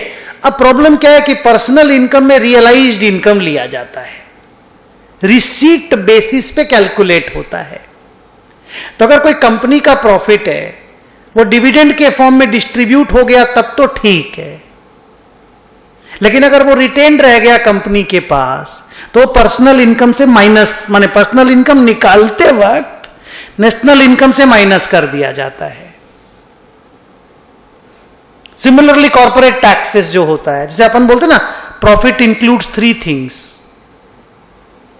पलटो प्रॉफिट, ऑपरेटिंग सरप्लस नहीं, मेरा बुक का वो हिस्सा पलटो जहां पे प्रॉफिट इक्वल टू 3 बात लिखा हुआ है। हाँ, dividend, retention and taxes, corporate taxes, dividend and retention. बच्चों पेज नंबर बताओ तो, पेज नंबर 8 को देखो, सी का बी दिखा। प्रॉफिट इज इक्वल टू क्या लिखा हुआ है? Taxes, dividend and corporate taxes, dividend and retained earnings. अब इसमें अगर मैं पर्सनल इनकम निकालने का कोशिश करूंगा, तो मैं 2 चीज हटा दूंगा इसमें से। बोलो क्या क्या? कॉर्पोरेट टैक्सेस, क्योंकि वो तो सरकार को मिल रहा है, मेरे को तो नहीं मिल रहा है। और रिटेन्ड अर्निंग, वो तो कंपनी के पास रह गया, तो पर्सनल इनकम में कैसे आएगा? नहीं समझे?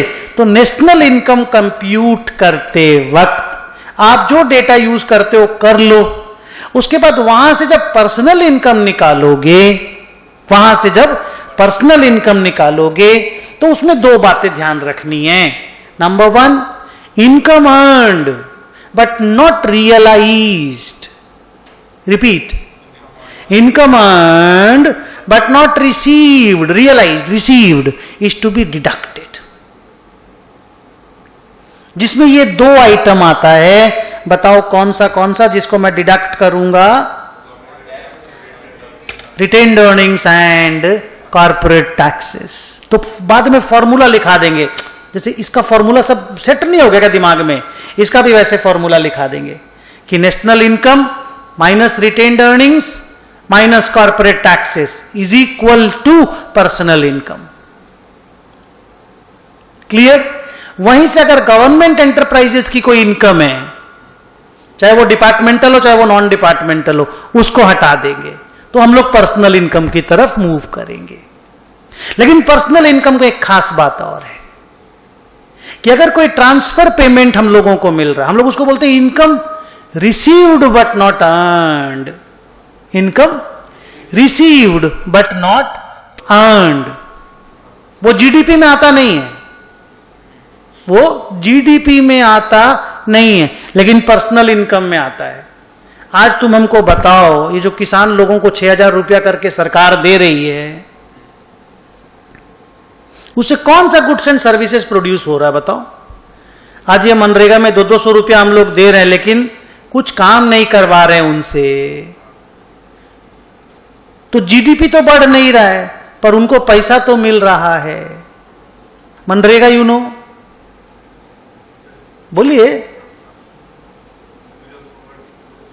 बिलो पॉवर्टी लाइन, हाँ, बीपीएल वाले लोगों को जो पैसा मिलता है, जस्ट जाओ और खा लो, जिंदा रहो देश में। वो जीडीपी तो नहीं है, लेकिन पर्सनल इनकम है कि नहीं बताओ। तो इस तरह की चीजों को ट्रांसफर पेमेंट्स बोला जाता है। सो इनको ऐड करना है, और उनको जो मैंने तुमको बोला, which are earned but not received, उनको लेस कर देना है। तो दैट बिकम्स पर्सनल इनकम। और पर्सनल इनकम से पर्सनल इनकम टैक्स, जो डायरेक्ट टैक्सेस बोलते हैं, उसको माइनस कर दो तो डिस्पोजेबल इनकम आ जाता है। बिकॉज कई बार लोग बोलते हैं पर्सनल इनकम तो इतना है, पर लोग तो हैप्पी नहीं है क्योंकि सरकार ही ले लेती है इतना सारा टैक्स। तो एक डिस्पोजेबल इनकम का भी कॉन्सेप्ट आया, पर्सनल इनकम माइनस टैक्सेस, जिसको पर्सनल इनकम टैक्स बोलते हो, या और भी तरह का payment from the people to the government, जो टैक्सेस के टाइप का, म्युनिसिपल टैक्स हो तुम्हारा। अभी मैं पूरे साल भर का म्युनिसिपल टैक्स, इतना म्युनिसिपल टैक्स दिया हूं कि अंदाजा नहीं लगा सकते। मुझे तो पता ही नहीं था इतना म्युनिसिपल टैक्स होता है। इतनी सारी प्रॉपर्टी है मेरी, सबका म्युनिसिपल टैक्स देते देते आदमी थक जाए। हमेशा ऑफिस से पेमेंट होता था, मैं कभी देखा ही नहीं, पहली बार मैं देख रहा हूं। So all those things personal income को कम कर देती हैं अगर डिस्पोजेबल इनकम निकालने जाएं तो। माने disposable income becomes lesser than personal incomes. तो अब जो आज का कॉन्सेप्ट है उसका नाम है पर्सनल इनकम। लिखो,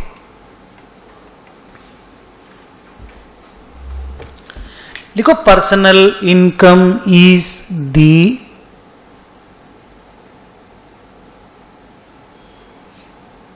income received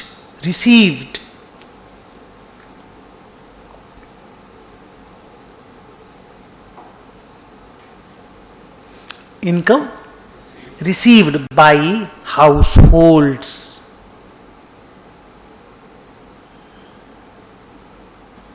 Full stop. Para change नीचे नीचे लिखते जाओगे। It is computed on receipt basis.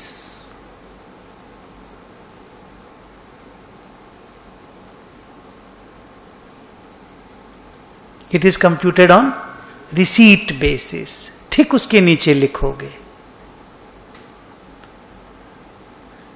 It includes, हाँ, नीचे नीचे पैरा बनाते जाओगे, बुलेट बुलेट टाइप का। It includes transfer payments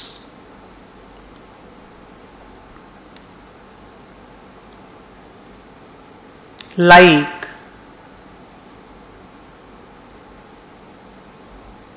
unemployment compensation,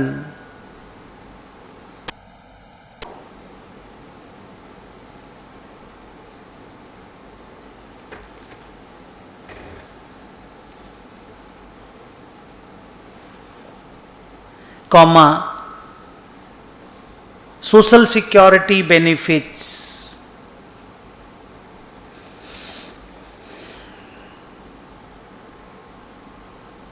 etc.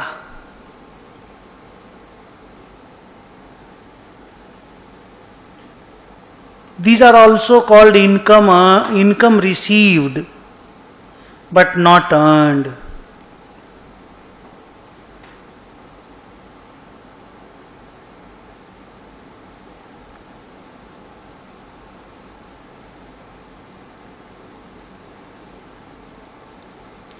ठीक है, next bullet point, incomes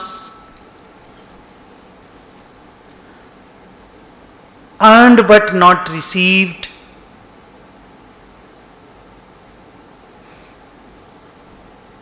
incomes earned but not received are to be deducted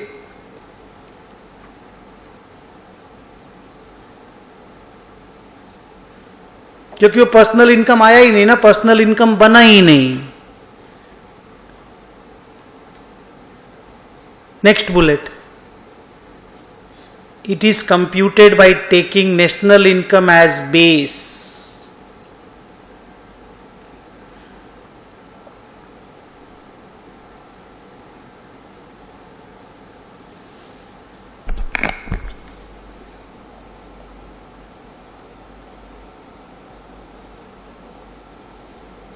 ये दो वर्ड बताओ अर्न रिसीव्ड का वर्ड लगा लगा के. Personal income is equal to national income plus income received but not earned. Good. लिखो बेटा, ये यही तो फॉर्मूला याद रखना है. Minus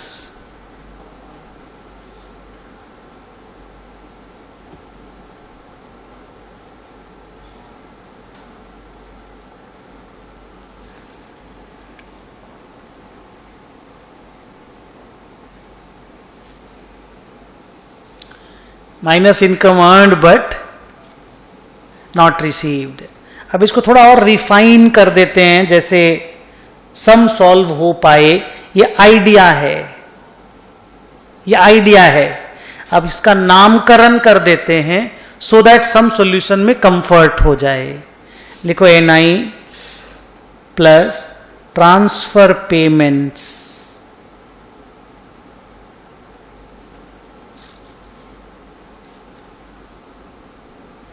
plus transfer payment to households.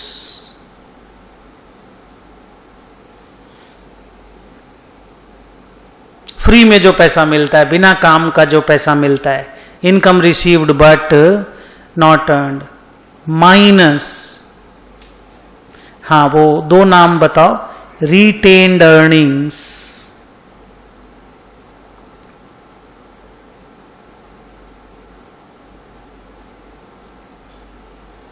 minus corporate taxes.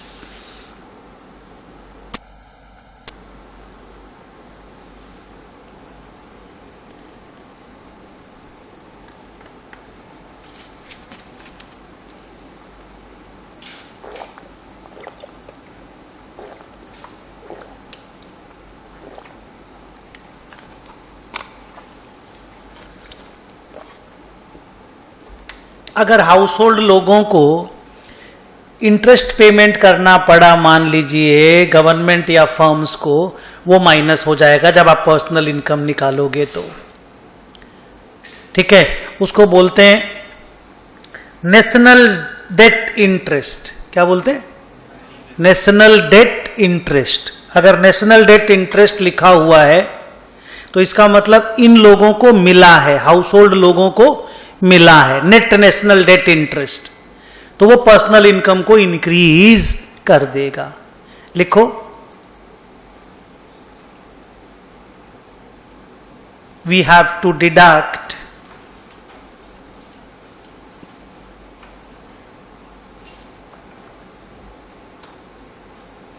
Incomes of government departments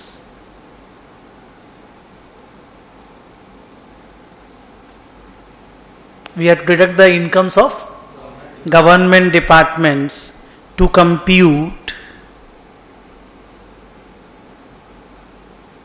personal income.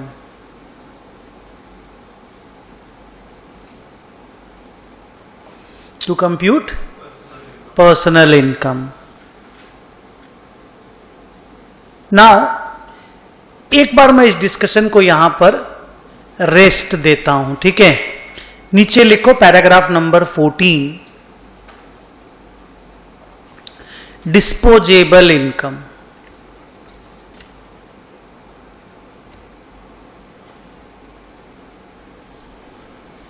Disposable income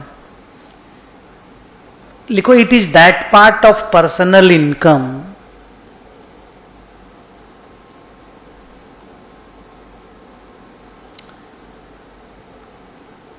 which is held for disposal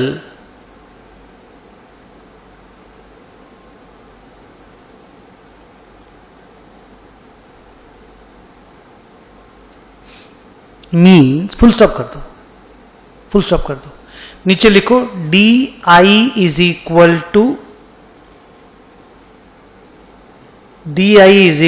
to P I minus personal taxes.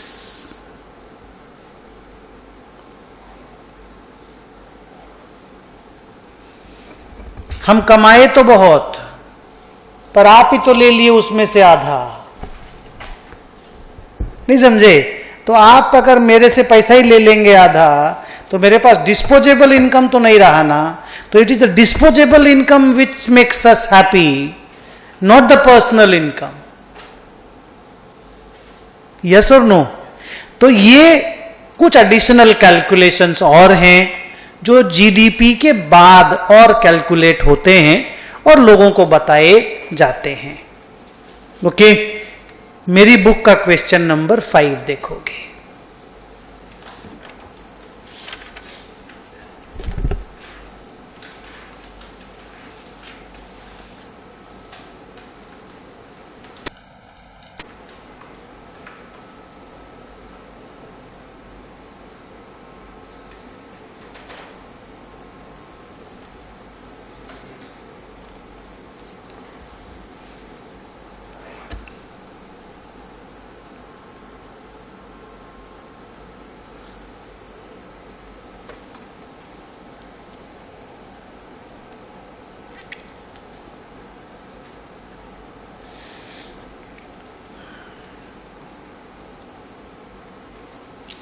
इस 45 को देखो, 2 नंबर आइटम को देखो, क्या लिखा है? Income from property and entrepreneurship accruing to government administrative department. खाली एक वर्ड में बोलना, पर्सनल इनकम निकालते वक्त इसको माइनस करना है। National income will be the base, pi का निकालना हमेशा एनआई स्टार्टिंग पॉइंट होगा, इसको माइनस करना है। Great answer. इनडायरेक्ट टैक्सेस वगैरह तो वो जहां पे काम होगा हो जाएगा, ये हम लोग को मिलेगा। पर्सनल इनकम को बढ़ा देता है ये।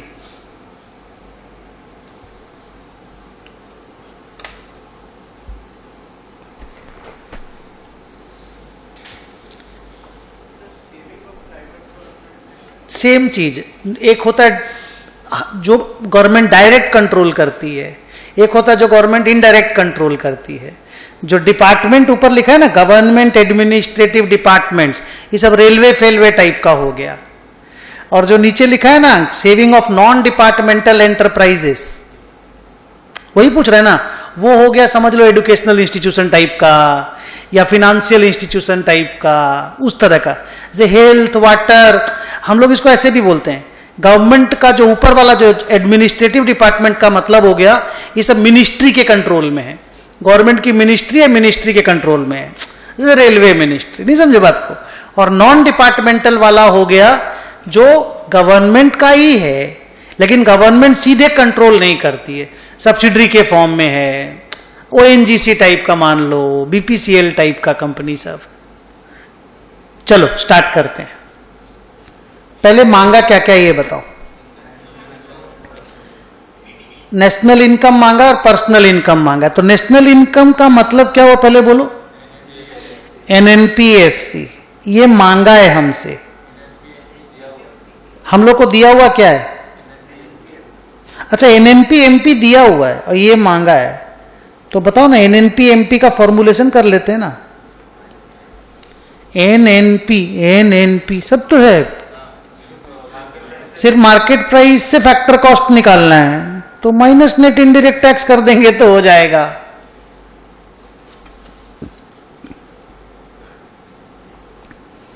एनएनपीएमपी कितना है रे? 1891 minus net indirect tax. 2 form में है कि एक ही है?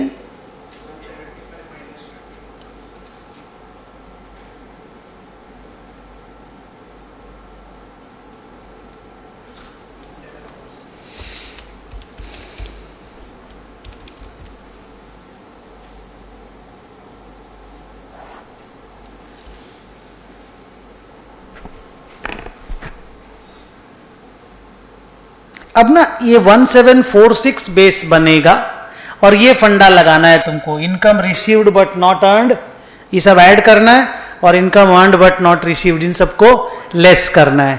गवर्नमेंट की कमाई सबको लेस करना है, अगर गवर्नमेंट डिपार्टमेंट लोग कुछ कमा रहा है तो उसको लेस करना है, हमको कहीं से भी पैसा मिले हमको वो ऐड करना है। तो लिखो PI इज इक्वल टू 1746। अब मैं नाम नहीं लिख रहा हूं, मैं डायरेक्टली आंसर लिख रहा हूं प्लस माइनस के फॉर्म में। हाँ, तुम एग्जाम में नाम भी लिखोगे। पहला अमाउंट 45, ऊपर से नीचे की तरफ मैं चल रहा हूं, बोलो 45 माइनस होगा।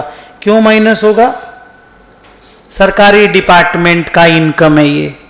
नेक्स्ट सीधा 10, ये क्यों माइनस होगा?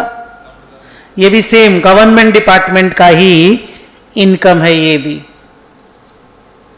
उसके ठीक नीचे 15, ये ऐड होगा क्योंकि ये पेमेंट है इंटरेस्ट का सरकार की तरफ से हम लोगों को।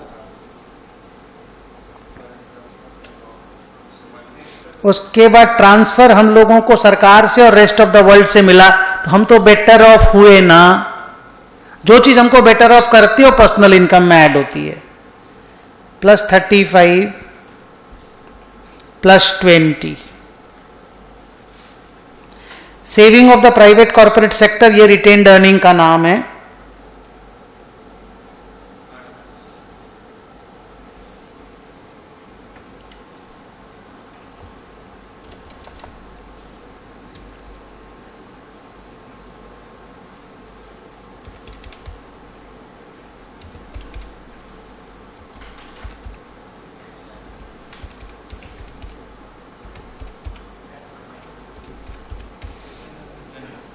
वन 1711 आया।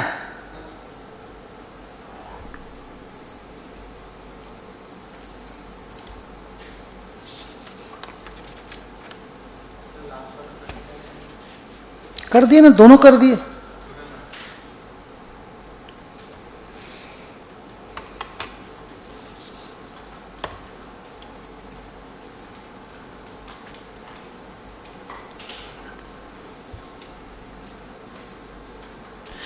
तो फिर कॉर्पोरेट प्रॉफिट का कौन सा पैसा खाली पर्सनल इनकम में ऐड होता है? डिविडेंड वाला। कॉर्पोरेट प्रॉफिट का खाली डिविडेंड वाला पैसा, अगर मैं बोलूं profit before tax is the profit, तो उसमें डिविडेंड, टैक्सेस और रिटेंशन तीनों होता है, तो dividend only forms part of personal income. Question number 8 देखेंगे।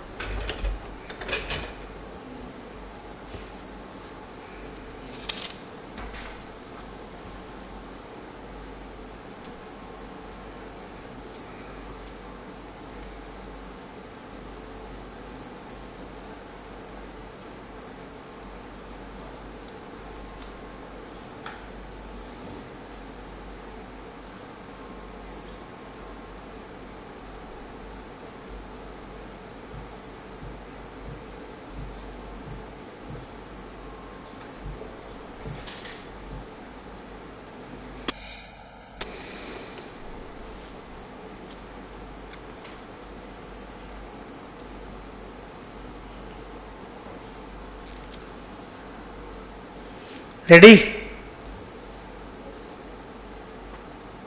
मांगा क्या है पहले बताओ। Calculate NNP eight market price और फिर डिस्पोजेबल पर्सनल इनकम, है ना? तो वहां तो बाद में जाएंगे। पहले NNP एट मार्केट प्राइस को कहां से निकाला जा सकता है?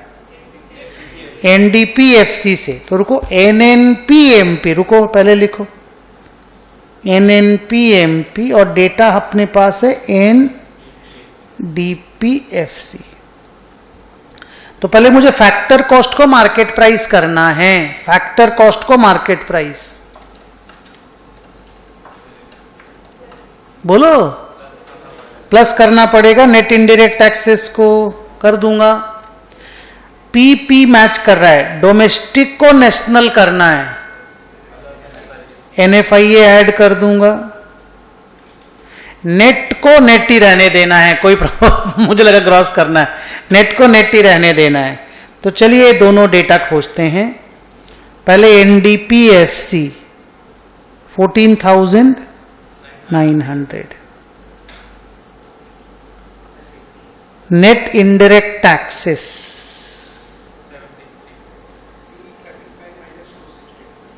हाँ 335 माइनस 262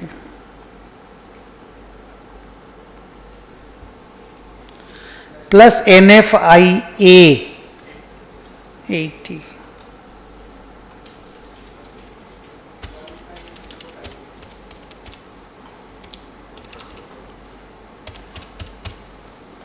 वन 15053। ये अगला जो मांगा हमने बना दिया, पर मेरे को ना NI चाहिए, तब हम PI में जा सकते हैं और फिर डिस्पोजेबल PI में जा सकते हैं, है ना। तो मेरे को NNPFC चाहिए जो कि नेशनल इनकम है, इससे जाएं तो ज्यादा अच्छा रहेगा ना। NDPFC खाली D को N ही तो करना है, प्लस NFIA मतलब 14,900 प्लस 80,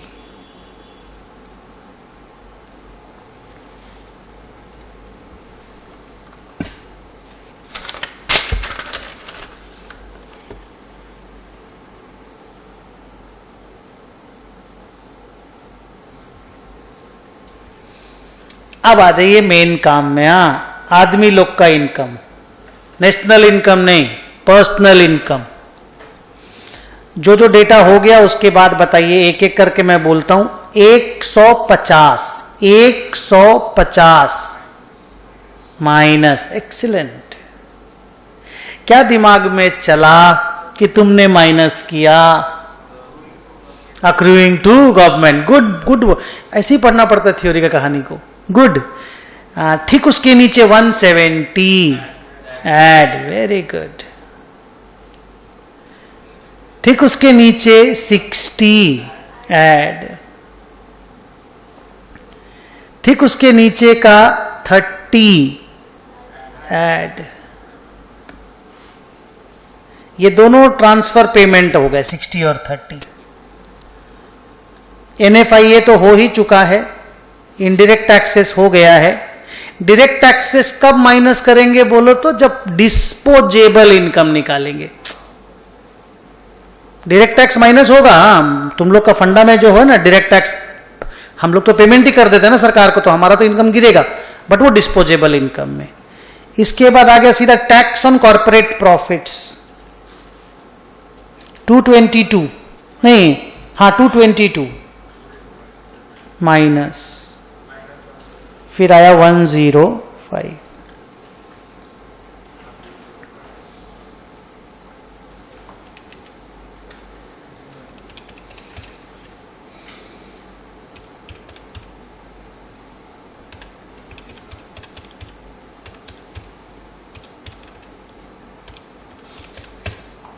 वन 4763।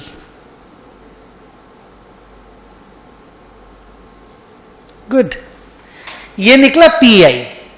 अब PI में से हम लोग से सरकार जितना टैक्स ले लेती है वो DI आ गया, डिस्पोजेबल इनकम।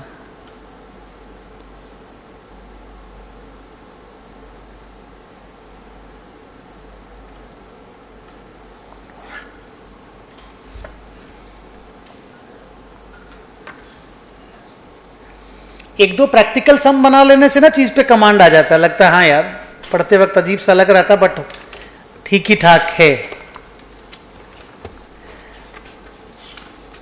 अपना ये चैप्टर कंप्लीट होता है, ठीक है। आप खाली इतना कर लेना कि जितना भी चीज लिखा हुआ है, जैसे ये वाला पोर्शन देखो, ये वाला जो पोर्शन है ना, ये अब नेट नेशनल डिस्पोजेबल इनकम, नहीं समझे? नेट नेशनल डिस्पोजेबल इनकम का और एक फॉर्मूला, ये सब आप खुद पढ़ लोगे। हाँ, ये सब ज्यादा यूज में आता नहीं है, बट बुक में दिया हुआ है, आप पढ़ लोगे। अब नेट डिस्पोजेबल को क्रॉस कर दिया डेप्रीसिएशन जोड़ करके, ठीक है। अच्छा, खाली एक कॉन्सेप्ट आपको बता दूं कि ये जो प्राइवेट इनकम है ना, ये पर्सनल इनकम ही है, बस दी ओनली डिफरेंस इज, बोलूं, दी ओनली डिफरेंस इज ये अक्रूअल बेसिस पे निकलता है। जो पर्सनल इनकम अपन कैश बेसिस पे निकालते हैं ना, प्राइवेट इनकम अक्रूअल बेसिस पे निकलता है। ओके, तो बस ठीक है, ये स्टोरी हो गया हम लोगों का पढ़ाई। हाँ, एक बार सारा बुक को पूरा रिवीजन कर लेना, पूरा चैप्टर को। ट्यूसडे को इकोनॉमिक्स का बुक लेकर के आना, we will start a new chapter. Okay, आज कितना नंबर क्लास था? 3 number. So we took 3 classes to complete 1 chapter. It's decent, no? All the sums are solved, comfortable हैं। अब वो अकाउंट जैसा क्लास तो नहीं रहेगा, तो थोड़ा डिफरेंट टाइप का कहानी है, but still you are happy ना? ओके, चल मिलते हैं।